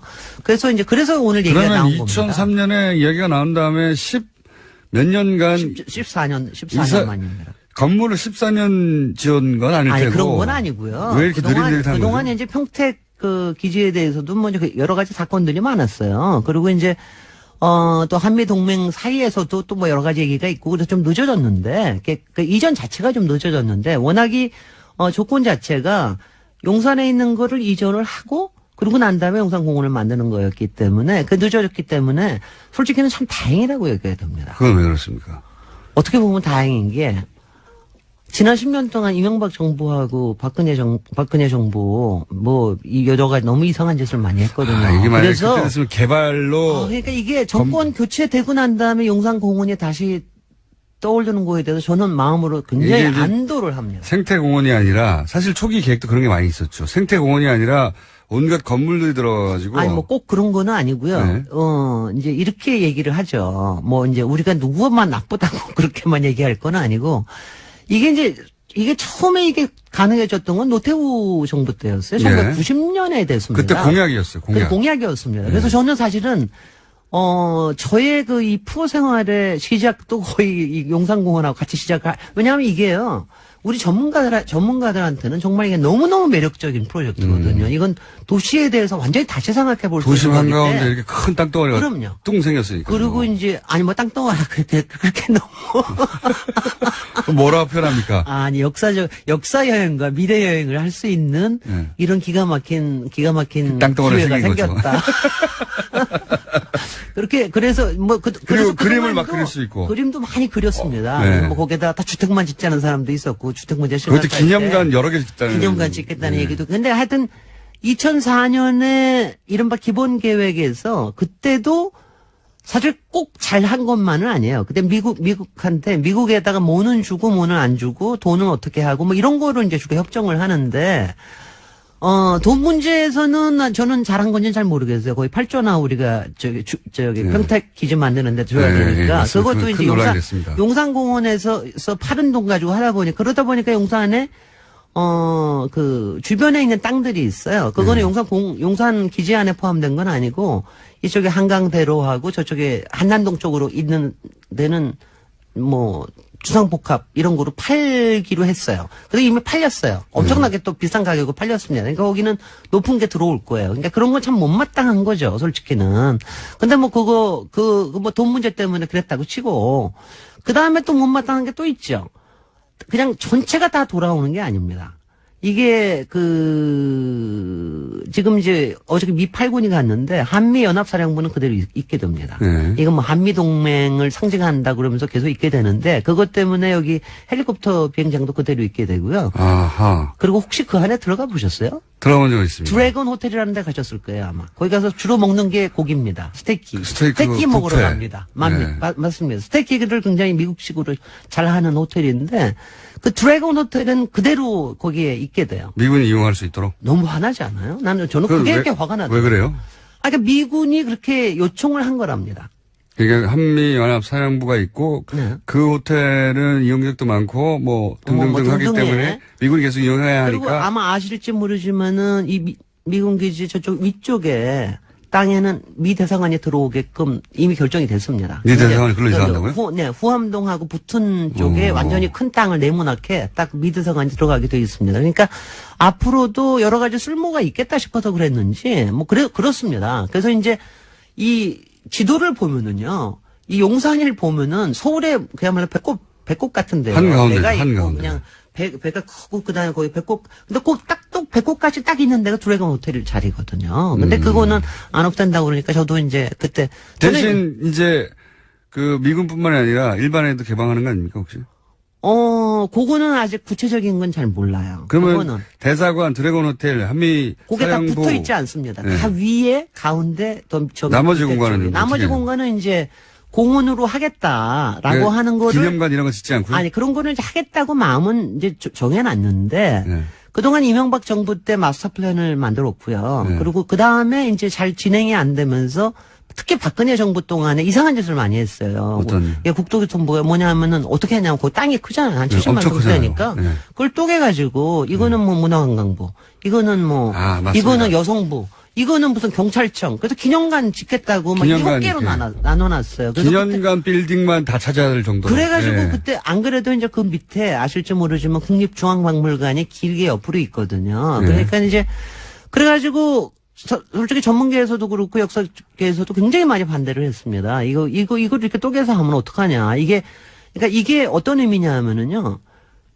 도시 속에 생기는 처음에 국가공원이거든요. 저는 네. 그 예를 들어서 뉴욕의 네. 센트럴파크 같은데 진짜 부럽거든요. 그죠, 맞아요. 도시 한가운데 네. 거기 엄청나게 큰 녹지가 있잖아요. 네. 거기만 벗어나면 빌딩 숲인데 네. 거기를 들어가면 숨 쉴 수가 있거든요. 그죠, 말이죠. 그런 게 도시 한가운데 네. 가장 발달한 도시 한가운데 그렇게 어마어마하게 있는 게 정말 부러운데 그죠. 그래서- 기회 전에 찬스. 그래서 이게 말하자면은 이제 서울에도 드디어 허파가 생기는 거 아니에요, 말하자면은. 이게 이런 거를 갖다가 이런 식으로 땅을 저는 정말 땅 쪼개는 거는 정말 제가 반대를 하거든요. 그래서 그런 짓을 하려고 작년에 발표를 기획부동산이 했습니다. 잘하는 겁니다. 땅 쪼개는 거. 맞습니다. 땅 쪼개가지고 거기다가 특히 그 안에는 국방부가 굉장히 많은 자리를 차지하고 있습니다. 아시죠? 네. 그 가운데 국방부. 그러니까 말하자면 이제 용산의 땅이 역사에 대해서 이제 조금은 우리가 생각을 해야 될 게 조금이 아니라 많이 생각을 해야 되는 게요. 오늘 시간 많으니까 역사 얘기도 좀 하죠. 오늘 좀 길어요, 시간이. 그러니까 역사가 그러니까 사실은 이제 이게 그러니까 정말 슬픈 땅이에요, 우리로서. 예전에 제가 어설프게 아는 바로는 중국 혹은 일본에서 우리 땅에 들어올 때 그러니까 처음에는 몽고 침공부터 몽고부터 몽고 때부터 그렇습니까? 예. 몽고 때부터 근데 한강이 옆에 있다 보니까 뭐냐면 예. 이게 물자가 이게 물자 들어오기 좋고요. 그러니까 네. 14세기 때부터 여기에 그리고 땅은 또 넓고 네. 그러니까 그리고 여기에 이제 조선 왕조가 사용하던 꽤 큰 땅이 있었어요. 그러니까 거기에다 그냥 가서 그냥 주둔을 한 거죠. 외국 군대가 들어오면 주둔하는 곳. 그러니까 너무 쉬운 게 항상. 바로 성문 밖에 있고 예. 땅은 넓고 그리고 교통 편하고 한강 바로 붙어 있어서. 그러니까는 이제 한강 바로 붙어 있고 그러니까는 예전에는 여기에 한 중간 정도까지 배가 들어오기도 했습니다. 그러니까는 이제 쉽게 그렇게 했던 거죠. 그래서 이제 그래서 뭐 14세기에 몽고가 했죠. 예. 그 다음에는 또 임진왜란 때 또 여기에 와서 일본 애들이 주둔했죠. 예.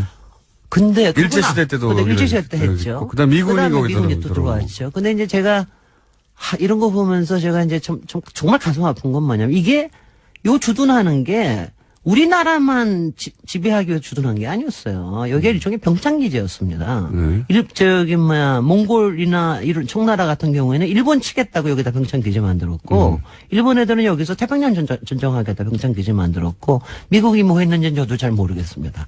뭐 하여튼간에 미국 동부가의 방어선을 태평양 한반도에 썼으니까요. 그러니까 그래서 이제 그렇다는 게 더 슬픈 거죠. 그래서 더더욱이 그래서 군사적인 시설물은 다 빠져나가야 될 것 같은데. 그래서 근데 이제 그거를 가지고 바로 또 국방부가 그걸 치고 들어왔거든요, 사실은. 원래 이게 군사적인 요쪽에 있으니까 국방부가 네. 들어왔는데 지금 국방부 그래서 그때 저도 사실 이제 당시에 위원회 이런 데 참여하면서 이제 많이 뭐 얘기도 많이 하고 그래서 국방부가 나가야 된다, 일단. 국방부가 나가야 딴 데도 아니 국방부가 나가야 미군 보고도 더 나가라고 얘기할 수 있죠. 국방부는 안 나가는데 그럴 수 없잖아요. 그래서 뭐 이제 그런 얘기도 있고 그랬는데 그건 뭐 중장기적으로는 어떻게 될지 모르겠습니다. 거기 전쟁 기념관도 있고 그러니까 어떻게 될지 모르겠는데 그런데 이제 바로 이런 역사적인 게 여기서 역사적인 결정이 내려진 것도 굉장히 많고요.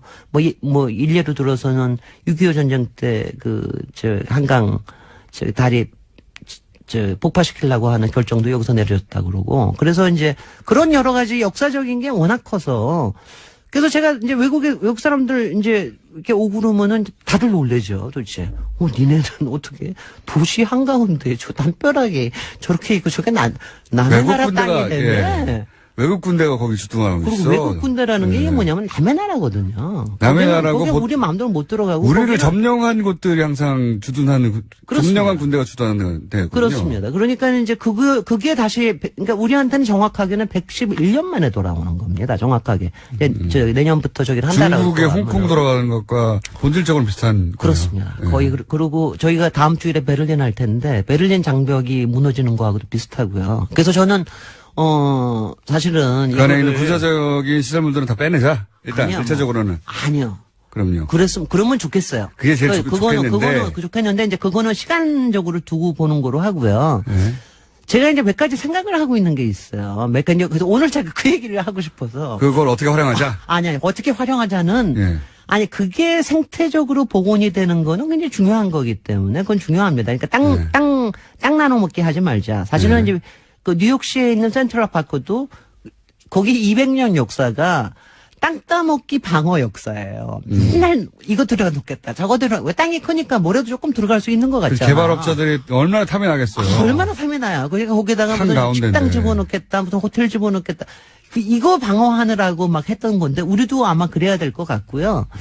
그래서 아마 이제 우리가 당장 내년부터는 뭘 이제 뭔가를 할 수 있는데 지금 거기에서 가장 큰 이슈가 되는 게 뭐냐면은 아까 그 8조 들어가는 것도지만 토지 정화 문제가 굉장히 큽니다. 거기에 상당히 오염이 돼 있기 때문에. 군사시설. 근데 땅 오염을 정화시키는 게 돈이 많이 드는데. 그 돈을 미군이 안 냅니까?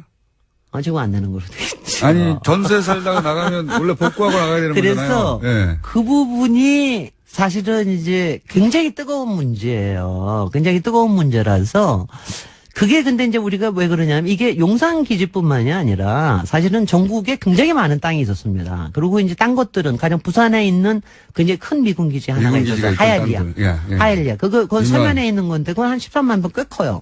그거는 한 2005년에 돌아왔어요. 그러니까 뭐 도시마다 그런 것들이 꽤 많아서 그걸 이제 뭉쳐서 평택에다 집어넣는 거니까. 근데 그동안 토지 오염 정화 비용에 대해서 그냥 다 그냥 침묵 못 온 거죠. 그냥 입 다물고 그냥 있는 거죠. 뭐 이런 식이어서 용산은 특히 오염 문제가 심각하기 때문에 그리고 그 오염에 대한 게 제대로 조사도 잘 안 돼 있습니다. 그러니까 이 부분에 대해서 우리가 요구했는데 거절한 건가요? 어떻게 거절한 적 많습니다. 그러니까 우리가 거기에 들어가서 제가 아까 여쭤볼게요. 거기 들어가 보셨다는 게 드래곤 호텔만 들어가 보셨죠? 아니 그 뒤쪽에 그 일정 정도 공원 시설 공원처럼 돼 있긴 있잖아요. 예. 근데 가보면은요. 지금 우리나라 국민 중에 그 안에 들어가본 사람이 몇 사람이 될까요? 1%도 안 될까요? 0.1%. 못 들어가는 줄 알죠. 저는 0.1%에 속해서 저는 조사하면서 한번 들어갔던 적이 있어요. 근데 솔직히는 그 안에 무슨 일이 있는지는 일반 국민들은 아무것도 모릅니다. 거기에 그러니까 사람들은 이렇게 위에서 남산 위에서 보면은 나무들이 많기 때문에 뭐 공원처럼 돼 있는 거 아니야? 그런데 그 안에 건물도 무지 많아요. 한 1,100동 정도 됩니다. 그러니까 건물도 굉장히 그리고 그 안이 아시다시피 무슨 미군만 그냥 주둔하고 있는 게 아니라 거기에 사람들이 사는 데도 다 있거든요. 그게 1945년인가 6년에 미군이 거기를 차지했으니까요. 거기 가서 이렇게 보면은요, 무슨 캘리포니아에 와 있는 것 같은 그런 느낌이 들 정도로 나무가 잘 돼 있고 전원풍에 이런 도시이기도 해요. 물론 이제 70년 병영처럼 돼 이상 자기들 있지만. 땅처럼 썼는데요. 그렇죠. 근데 이제 이거를 어떻게 해야 되느냐는 이제 일단 여기는 청와대도 관심이 있고 국토교통부도 관심이 있는데 이것도 정무부 부처는 당연히 국토교통부인데 제가 하여튼 오늘 기회를 통해서 제가 꼭 우리 시민들께도 말씀드리고 싶은 게 일단은 요점 이제 나오네요. 이제 요점 요점이 예. 저긴 게 일단은요, 지금 국토교통부는 마스터 플랜 만들어 놓고 그거 가지고 생태공원 만들어서 앞으로 10년 안에 다 하겠다 이런 식입니다. 예. 이게 통상적으로 하는 짓입니다. 다. 네, 왜냐하면 네. 제가 짓이라고 얘기하는 게 나쁘다는 게 아니라 맨날 하는 짓을 그래. 땅이 있으니까 어떻게 써먹을 걸 정해서 그거 빨리빨리 하자. 예. 저는 그러면 안 된다고 생각해요. 이번에는 어떻게 해야 됩니까? 이번에는 제가 아까 얘기했던 0.1%도 못 들어가 본 이거를 일단은 국민들한테 공개를 해야 됩니다. 있는 상태도. 있는 상태에서 우리들이 느낄 수 있도록 해야 돼요. 그리고 그걸 갖다가 그 안에 있는 역사에 대해서 지금도 물론 발굴이 돼 있는 게 있지만 역사에 대한 걸 충분하게 발굴을 해야 됩니다. 그리고 그 안에 지금 환경오염이나 이런 거 조사를 해야 됩니다. 그래서 저는 솔직히는 내년에 이게 돌아오면 당분간은 아무 짓 좀 하지 말고 조사하고 국민들한테 처음에는 가이드 투어 조금씩 더 해가지고 일단은 이런 짓이 그동안 일어났습니다.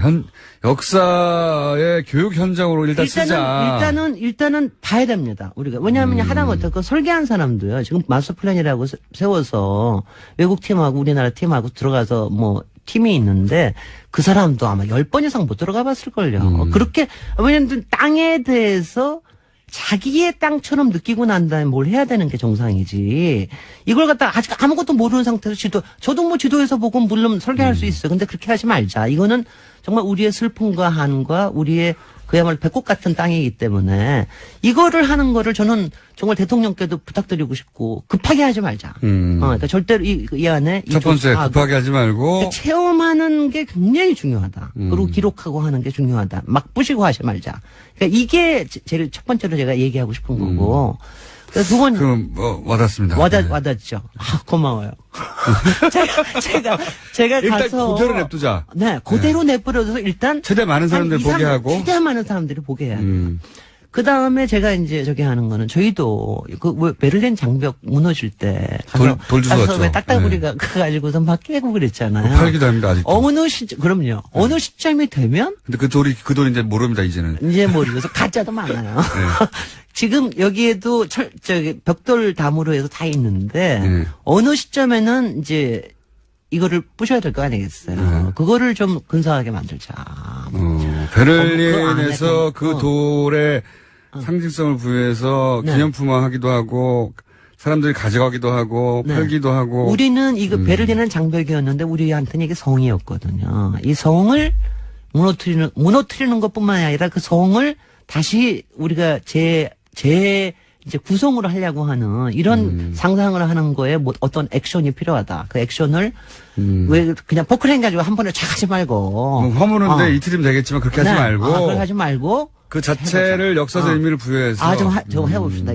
이런 얘기하면 저보고요. 다 미친 사람처럼 쳐다봐요. 아니, 아주 좋은 얘기입니다. 저도 크게 공감하면서 듣고 있어요. 그랬으면 좋겠어요. 네네. 정말 그러고요. 그 벽을 아무나 넘어갈 수 없었거든요. 네네. 70년 이상. 네. 그리고 그 다음에 세 번째로 해야 될 게 그 안에 역사적인 기록들이 일부 남아 있어요. 근데 이제 저기서 용산구청에서도 뭐 드러내고 그러는데 역사적인 기록을 차곡차곡 만들어내는 게 굉장히 중요합니다. 거기에 왜냐하면은 다시 창조해야 될 것들이 많거든요. 옛날에 거기 동네도 있었고, 옛날에 거기 물길도 있었고, 있었는데, 그런 거 아무것도 없이 그냥, 뭐 쫙 연결만 하면 다 좋다. 뭐 나무만 많으면 좋은 거다. 생태공원이 되면 좋은 거다. 이거 아니거든요. 그러니까 역사를 다시 살려내려면 우리가 역사를 알아야 되거든요. 그럼 그거는 그 안에, 조선시대의 역사뿐만이 아니라, 거기에 이제 기우제도 했던 역사도 있고, 그 다음에는 이제 일제에서 굉장히 일어났던 역사들이 있고 또 미군에서 일어났던 역사들. 이 역사들을 기록을 찾아내는 게 그리고 그걸 모아내는 게 굉장히 중요한 일이다. 요 세 가지를 제가 꼭 말씀을 드리고 싶고요. 그래서 급하게 하지 말자. 아주 제발. 좋습니다. 좋고요. 네. 그러니까 또 한 가지 듣다 보니 든 생각인데 그 오염된 그 부분이 있을 거 아닙니까? 네. 그게 아마 자기 땅이 아니니까요. 그럼요. 막 버린 거죠. 네, 막 버리는 거고 떠나면 되니까 자기들은. 자기 앞집이면 그렇게 못하죠. 근데 거기도 이렇게 뭐랄까요 어떤 가이드라인을 치긴 치되 여기가 얼마나 오염됐는지. 네네. 그럼요. 편말을 세워놓고. 그럼요. 어떤 물질로 오염이 됐는지, 네. 앞으로 어떻게 보관할 건지, 네. 이 비용은, 글쎄요. 비용은 미군이 주지 않고 떠났다는 것도 기록해두고. 우리가 한미 약정을 어떻게 네. 앞으로 바꿔야 되는지. 이게 우리가 환경 문제에 그걸 대해서는. 못 해낸 거죠. 네네. 못 해낸 겁니다. 그때는 아무것도 못 했습니다. 못 해낸 건데, 그런 것도 보게 만들어야 되는 것 같아요. 네. 물론, 그 오염 물질도 제거하고 처리해야 되지만, 네. 그것도 하나의 역사로. 네. 이랬다라고. 굉장히 중요한 것 같습니다. 전체적으로. 오늘 그래서 서울 도시여행이 아주 괜찮죠. 그래서 제가 네. 지난번에 주문하신 대로 건축가 주문대로 전문가가 할 수 있는 이야기네요. 팁, 왜냐하면 저는 제일 그냥 아는 척하기 잠깐만요. 아는 척하기 1분밖에 안 남았기 때문에 아는 척하기 딱 좋은 거 하나만 여기서 얘기해요. 저는 나무만 많이 심으면 된다고 아니 생각해요. 글쎄 말이죠. 아니다. 그렇게 하면 무슨 이게 비전문가의 한계예요. 예. 이게 말이죠. 아하. 용산공원에서는 예. 이거를 한 가지 팁을 하나 드리면 서울의 산경축과 한강의 수경축이 크로스하는 데다. 요거 하나를 머릿속에 기억을 해주시면 이거 아주 멋지게 됩니다. 산경축은 뭐냐? 백두대간이 쭉 내려와서 북한산으로 해가지고 북악산으로 해가지고 우리 비원으로 해가지고 지금 이제 창덕궁으로 해가지고 남산으로 해가지고 한강까지 내려오는 거 이걸 산경축이라고 얘기합니다. 산줄기. 남북. 예. 산경축, 산의 경관, 그 다음에 한강의 경관, 수경축이 만나는 데가 바로 이 용산이다. 요거 하나는 좀 이제 그러면 좀 멋있게 보일 거예요. 어디서 써먹기 쉽지 않은데 근데. 그렇겠죠.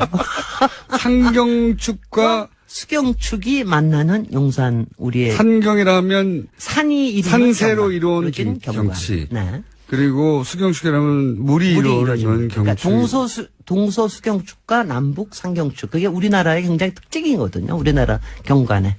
네. 용산이 바로 그게 만나는 바로 시점입니까? 그게 가장 중요한 데입니다. 네. 하하. 네. 자, 오늘 새로운 시각을 이 코너를 통해서 처음으로 얻었어요. 시간이 짧기도 했었지만 네. 왜냐하면 생태공원으로 만들자, 네. 센트럴파크처럼 만들자 네. 여기까지 가는 게 한계였어요. 네. 그 이전에 항상 박물관 짓고 네. 시멘트 건물 짓는 게 싫어서 그런 시도가 너무 많으니까 아무 데서나 지을 수 있잖아 시멘트 건물은 여기는 제발 공원으로 만들자 여기까지 한계였는데 공원으로 만들기 전에 예 전에 우리의 역사와 그걸 우리의 체험하게 상징과 만들고 그 공간이 해체되는 과정도 하나 상징화하고 역사화하고 그런 다음에 충분히 의견을 수렴하고 그래서 결국 생태공원을 만든다 하더라도 이게 10년 동안 만들 이유가 없습니다. 앞으로 이게 111년 만에 돌아오는 건데 앞으로 30년 걸리는데 무슨 상관이 있습니까? 우리랑 같이 호흡을 할 땅인데. 그래서 다시는 여기가 외국 군대에 주둔지도 되지 말아야 하고 그죠? 아주 좋은 시간이었고요. 그럼 산경축, 수경축은 못 외울 것 같습니다. 김진애 박사님이었습니다. 감사합니다. 감사합니다. 김어준이었습니다. 내일 뵙겠습니다. 안녕.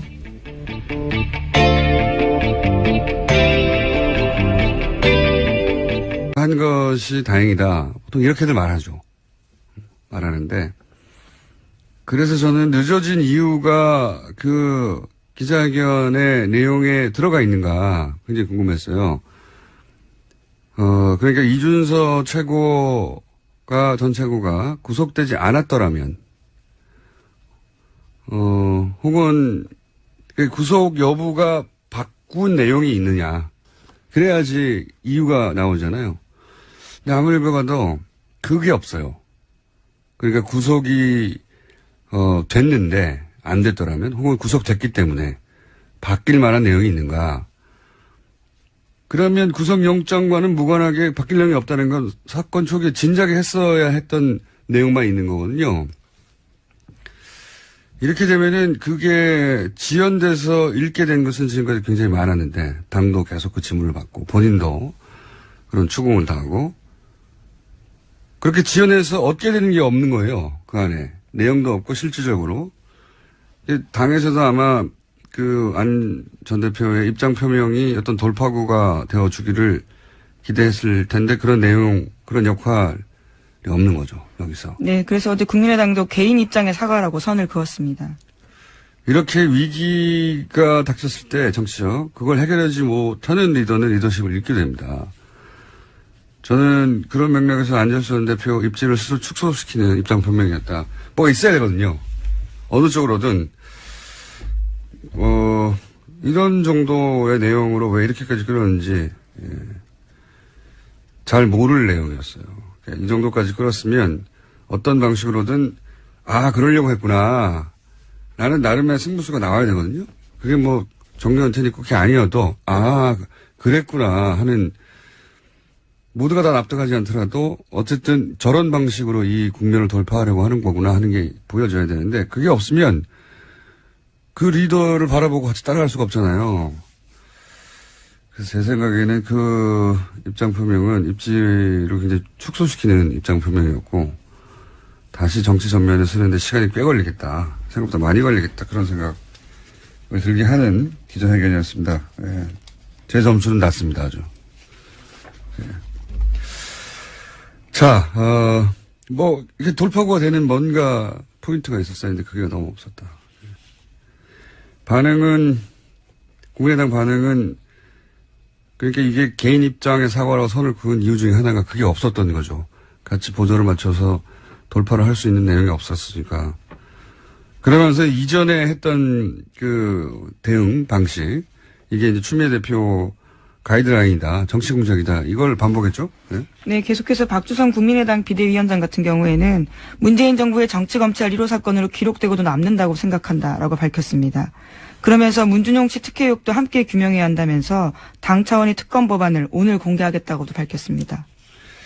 그 사과 대상이 이제 국민도 있고 당원도 있고 그런데 1차적으로는 이제 문준용 씨가 돼야 되는데 문준용 씨 이름을 거론하지 않은 것도 네, 당사자라는 원인 정도로 썼죠. 안철수 전 대표가요. 그걸 그렇게만 표현하고 만 것도 대단히 어정쩡한 거거든요. 아예 빼거나 아니면 직접 왜냐하면 공격할 때는 다 이름을 썼잖아요. 예. 그런데 입장 표명에는 이렇게 두리뭉실하게 넘어가는 것도 이것도 깔끔하지 않습니다. 왜냐면 특검하자고 해서 엄마가 이런 일을 했다라고 하는 증언을 그때는 증언이라고 할 수 있을지 없을지 모르는 상태인데 굳이 녹음해 놨다는 거잖아요. 예. 우리가 아는 전형적인 모녀 관계를 보면 안 된다는 생각을 굉장히 큰 스펙타클한 사건입니다. 근데 이것만 해도 스펙타클한데 이 증언이 이루어지는 과정은 더 스펙타클해요. 네, 그렇죠. 엄청납니다. 예, 증인 출석 놓고 정유라 씨와 변호인단에서 다른 이야기를 했는데요. 변호인단은 박영수 특별검사팀의 강연화 회의로 정유라 씨 증인 출석이 이루어졌다라고 주장하고 있습니다. 하지만 정유라 씨는 어제 법정 나와서요. 나오기 힘든 건 사실이었지만 나와야 된다고 생각해서 나왔다라고 말했습니다. 그러면서 자기가 여기 나오는데 여러 만류가 있었던 건 사실이라고 밝히기도 했습니다. 이게 진짜 있을 수 없는 일이거든요. 변호인이 불출석 사유서를 냈어요. 나올 필요가 없는 겁니다. 근데 당사자가 여러 만류, 그러니까 만류는 아마 변호인들 또 이 만류하는 사람들이 들어가는 걸로 수정이 되는 게 변호인과 사전 상의 없이 출석해 버렸다는 거잖아요. 변호인은 출석할 필요가 없다고 만류하고 있는데 그것도 드문 일인데 더 드문 일은 변호인들 모르게 새벽에 특검에 연락해서 그 차를 타고 갔다는 거 아닙니까? 예. 그렇죠. 이상한 일이고요. 매우. 이에 관련해서 이제 그 최순실 정유라 씨 동시 변호라는 오태희 변호사는 그런 말을 했다고요. 정유라가 살모사 같은 행동을 한다. 이건 단순 독설이 아닌 게 그리고 장시호보다 더하다. 예, 어제 법정에서 그런 식의 이야기를 했다라는 거죠. 살면서 엄마 죽이는 뱀이거든요. 물론 잘못된 상식에 의해서 만들어진 이름이지만 의미한 바는 엄마를 죽인다는 거예요. 실제 이 증언이 이재용 부회장에게도 불리하고 최순실 엄마에게도 불리하고 박근혜 전 대통령 모두 다 불리하죠. 예, 불리한데 엄마 딸을 같이 변호하는 변호인들이 하는 말이니까 의미는 당연히 그거죠. 엄마를 죽이는 거라고. 예. 의뢰인을 이렇게까지 살모사라고 마음에 안 들면 변호인이 사퇴하고 말지 이렇게 표현하는 경우도 없어요. 이상한 점 더 있어요. 김경재 변호사가 정유라 씨가 새벽 5시 혼자 이경재 나가서 변호사. 이경재 변호사가 동시 변호하고 있죠. 정유라가 새벽 5시 혼자 나가서 빌딩 앞에서 성명불상자들의 승합차를 타고 갔다. 이렇게 얘기했잖아요. 왜 이상하냐면 그 시간에 혼자 빌딩을 나간 걸 변호인이 어떻게 알죠? 새벽 그걸 알려면 24시간 정유라를 감시하고 있거나 아니면 사라진 걸 알고 새벽 5시 CCTV, 그 주변 CCTV를 확인해야 돼요. 변호사가 할 수 있는 게 아니잖아요. 저는 이렇게 사라졌다는 걸 아는 것도 이상하고요. 예, 이상한 점이 되게 많아요. 근데 이제 왜 그랬을까? 왜냐면 재판정에서 굉장히 주시한 뉴스입니다. 이거 스펙테클하고 너무 재밌는 뉴스입니다. 사실은.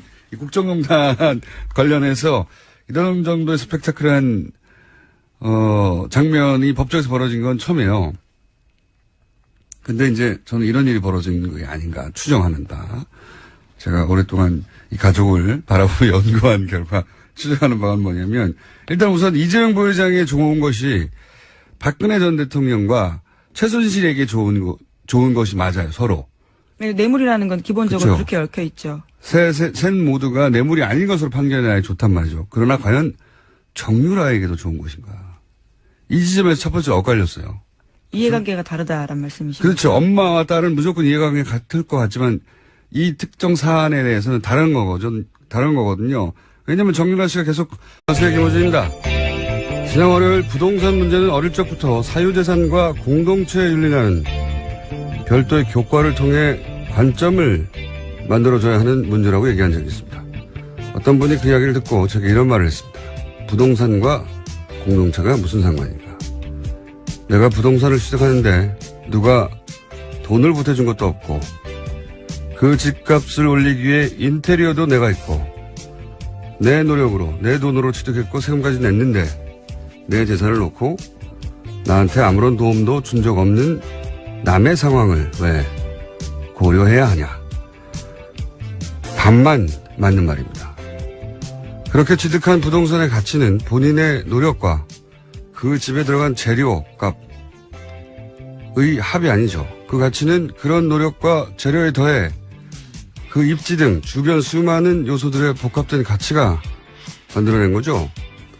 그런데 그 도로, 교통 편의, 교육, 공원, 그 주변 환경은 시도, 국가재정이 만들어낸 겁니다. 그리고 그 재정은 그 공동체가 벽출한 돈으로 만든 거죠. 그 부동산의 가치가 사유재산인 건 분명하나 조금만 생각해보면 그게 전부 혼자서는 결코 만들어낼 수 없는 가치인 겁니다. 그래서 부동산은 사유재산의 관점만으로는 풀 수 없다. 사유재산과 공동체적 윤리가 긴장관계 속에서 해법을 찾아야 한다. 그런 이야기죠. 사실 어려운 이야기가 아닙니다.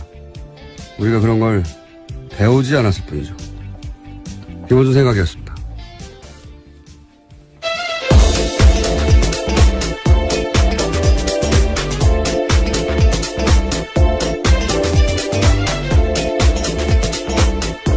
시사인의 김은지입니다. 자, 어제 정치적으로 큰 사건 하나, 예. 그리고 또 국정농단에서 큰 사건 하나, 두 가지가. 네, 서초동도 시끄럽고 네. 여의도도 시끄러웠습니다. 아, 좋은 표현이네요. 아, 그런가요? 네. 제가 한 말보다 훨씬 좋은 표현. 시사인 김은지 기자가 점점 방송에 적응해서 방송용 워딩을 좀 훨씬 세련되게 내놓고 있습니다. 자, 첫 번째 뉴스는요. 네, 어제 안철수 전 국민의당 대표가 공식 사과했습니다. 제보 조작 사건이 드러난 지 16일 만인데요. 국민의당 대선 후보로서의 책임을 통감한다라고 밝혔습니다. 입장 발표가 늦어진 건 검찰 수사가 시작된 만큼 사실관계 확인을 하기 위해서였다라고 해명했습니다. 정계 은퇴 가능성을 묻는 질문에는 당을 위해 할 수 있는 일을 깊이 고민하겠다라면서 즉답을 피했습니다. 자, 잠깐 들어보겠습니다. 긴 내용이 아니었기 때문에 압축적으로. 저로서도 충격적인 일이었습니다. 이번 사건에 대한 정치적, 도의적 책임은 전적으로 후보였던 제게 있습니다. 원점에서 제 정치 인생을 돌아보며 자숙과 성찰의 시간을 갖겠습니다. 처음 마음을 되새기며 돌아보고 또 돌아보겠습니다. 핵심 내용은 이 정도 되는 건데, 뭐 내용은 그러니까 몰랐다. 예. 그리고 정치적 도의적 책임, 그 법적 책임은 없다는 거고. 좀 길게 쉬겠다는 얘기. 그리고 마지막으로 정치를 계속 하겠다는 얘기죠. 예. 그렇게 요약될 수 있는데, 보통은 이제 좀 늦어진 입장 표명에 대해서는 보통은 지금이라도 나오고 있죠. 예3당 공조에서. 특검은 사실 불가능해요. 이거는 정치적 제스처인데 공소시효도 지났고 그리고 민주당이 합의에 줄 리도 없고요. 네, 더불어민주당은 물타기라고 일축하고 있습니다. 단순히 내용적인 물타기가 아니라 불가능하거든요. 불가능하다는 걸 모르지 않아요. 네, 청와대도 어제 수용 불가하다고 입장 낸 바가 있고요. 또. 이거 되지도 않고 법적으로도 구성이 안 되는 건데 주장하는 겁니다. 근데 이 대치 국면을 뭘로 풀 수 있을지 모르겠네요. 안철수 전 대표의 입장 표명이 하나의 변곡점이 될 거라고 많은 사람들이 특히 국민의당에서 기대했을 수 있는데 이렇게 되면 안철수 전 대표의 당내 입지는 더 줄어든다. 관련 뉴스가 또 있나요? 네, 검찰의 칼날이 이제는 국민의당 윗선을 향하고 있습니다. 검찰은 이번 주 안에 공명선거 추진단 수석 부단장과 부단장이었던 김성호 전 의원과 김인원 변호사를 불러서 조사할 계획입니다. 이거 당연한 수순이 되어버렸죠. 이유미 씨에게서 이제 잘랐는데 이게 최고인이었던 이준서 씨까지 가버렸기 때문에 그리고 수사 과정에서 이런 게 밝혀졌지 않습니까? 5월 5일날 기자회견했는데 5월 6일날 이유미 씨가 사실상 제보자는 없는 거라고 이준서 전 최고위원에게 말을 했다는 거지 않습니까? 네, 그런데도 5월 7일에 또 기자회견을 했죠. 또 기자회견을 했어요. 근데 그 기자회견은 오히려 더 강하게 나갔죠. 예. 그 제보에 대한 의구심들이 있는데, 예. 전화 확인, 또 무슨 내용이 있었죠? 복수의 확인 등등의 표현으로 정반대로 나갔는데 어떻게 이렇게 정반대로 나갔냐. 예. 그 결정을 그러니까 이준서 전 최고위원이 이유미 씨 이야기를 꿀꺽 혼자 삼키고 혼자 오히려 더 강하게 나간 건지 아니면 그런 게 이유미 씨로부터 나왔는데도 불구하고 그 회의에서 공개됐는데 더 강하게 나왔는지 따져야 되는 게 당연한 수순이 됐습니다. 현재까지는. 자, 이게 여의도에서 어제 크게 있었던 사건이고요. 서초동에서 크게 있었던 사건. 네, 어제 정유라 씨가 이재용 삼성 부회장의 재판에 출석했습니다. 원래는 안 나가겠다라고 했었던 걸로 알려져 있었는데요. 갑자기 깜짝 나온 겁니다. 나와서 삼성의 승마 지원과 관련한 증언을 쏟아냈습니다. 먼저 최순실 씨로부터 들은 이야기를 계속 공개했는데요. 2015년 10월부터 타기 시작한 말 살시도의 소유권에 대해서 이야기했습니다.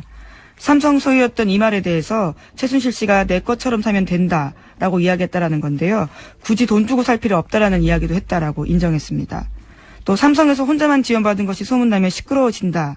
삼성이 말 이름 바꾸자고 하니 바꿔야 한다. 이런 최순실 씨의 말도 공개했습니다. 그게 최순실 씨 그리고 삼성 이재용 부회장 박근혜 전 대통령이 일관되게 부인했던 것들 여기서 정유라 씨에서는 다 부인된 거예요. 예. 그 말도 네 거야 돈 주고 살 필요가 뭐 있어 네 거야라고. 그리고 삼성에서 혼자만 지원받는다는 사실을 최순실 씨도 알고 정유라 씨도 알고 있었던 것이고. 예. 그리고 여기서 이제 말 스탁은 삼성은 모른다고 했죠. 네, 일관된 입장입니다. 예. 최순실 씨가 혼자 몰래 거죠. 주도했다는 건데 이 정유라 씨의 증언에 따르자면 이게 이제 삼성이 이 제안을 하고 주도했다는 그리고 말 바꾸기 전날 삼성과 최순실 씨가 따로 만났다는 것도 얘기가 들어있어서 전면적인 삼성 입장을 뒤집는 거죠. 네, 수혜 당사자가 거기에 대해서 사실이 아니다라고 이야기한 겁니다. 그리고 녹취 파일도 있다고 얘기도 했고, 그죠? 네, 증거 삼성 변호인단이 공격하니까요. 자기에게는 전화통화 녹음 파일도 있다라고 제출할 수 있다고도 이야기했습니다. 그러면서 그런 얘기가 나왔지 않습니까? 그 정유라 씨에서 작년 9월 그러니까 국정농단이 시작하는 초기죠, 초기. 네, 한겨레가 첫 보도를 9월 20일에 했거든요. 네. 그리고 말 관련된 보도가 9월 23일에 나왔습니다. 경향신문을 통해서요. 거의 첫 말과 관련된 보도는 경향신문을 통해서 많이 나왔는데 거의 첫 보도입니다, 이게.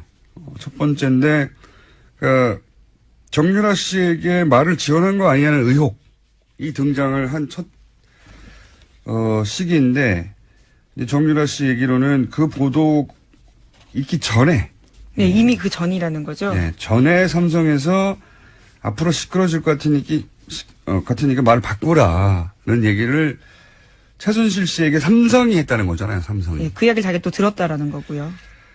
그리고 또 이제 그 이후에 이제 본격적인 말 세탁, 말 중개상을 통해 가지고 삼성 말을 주고 더 비싼 말을 최순실 씨가 돈을 내지 않고 가져가고. 근데 그때 발생한 차액, 그걸 누가 내느냐? 그거를 엿볼 수 있는 새로운 사실이 나왔어요. 정윤아 씨에 의하면 말 중개상한테 들었다는 얘기죠.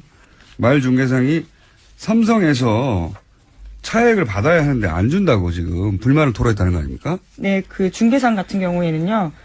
삼성에서 돈 필요한데 왜 안 주냐라는 이야기를 자기가 직접 들었다고 이야기했습니다. 그러니까요. 말 교환의 차액을 이전까지 특검에 주장했던 것은 그 차액을 최순실 씨가 주고 그 차액만 주고 말을 가져갔다는 게 특검의 파악 내용이었어요. 그런데 정윤아 씨의 지금 주장은 말 중개상은 그 돈을 삼성으로부터 받는 것으로 알고 있었다는 거죠. 그러니까 차액도 최순실 씨가 내는 게 아니었다는 새로운 사실이 이게 사실이라면 정유라 씨에 의해서 주장된 거죠. 당사자에 의해서. 어제 특검이 이렇게 물었습니다. 삼성이 차액을 안 보내줘서 당사자가 짜증낸 적 있느냐라고 물어보니까 안드레아스, 그러니까 승마 코치이자 말 교환했던 사람이 영어로 삼성 needs to pay me, 그러니까 삼성이 내게 돈을 줘야 한다라고 말했던 기억이 난다라고 이야기했습니다. 뭐 이게 나중에 최종적으로 최순실 씨가 자기 주머니에서 돈을 꺼내줬는지 아니면 이 돈조차 돌려서 받아서 줬는지 아니면 삼성이 줬는지 그건 모르겠어요. 모르겠지만 애초 말이 되기로는 말 중개상 말이 두 번 나오네요. 예, 앞에 말은 이야기가 되기로는 말 중개상은 그 차액도 삼성으로부터 받는 걸로 알고 있었다는 거죠. 예. 처음 나온 내용입니다. 그리고 재밌는 것은 말을 바꾸기 전에 자신의 승마 코치죠. 예. 코치이자 첫 번째 돈을 받는 그 창구가 됐던 코어 스포츠, 그 이전 전신인 비덱 스포츠의 대표까지 했던 캄플라데라는 사람한테서 말 바꾸기 전날 삼성전자 임원 2명과 엄마가 만났다. 예. 말 교환에 관련된 얘기가 아니겠는가, 뭐 이런 추정인데, 재밌는 것은 이게 그 통화 내용 녹음 파일이 있다는 겁니다. 예, 물증이 있다라는 거죠. 자기 말을 증명할 수 있는. 그러니까 딸이 자신의 승마 코치한테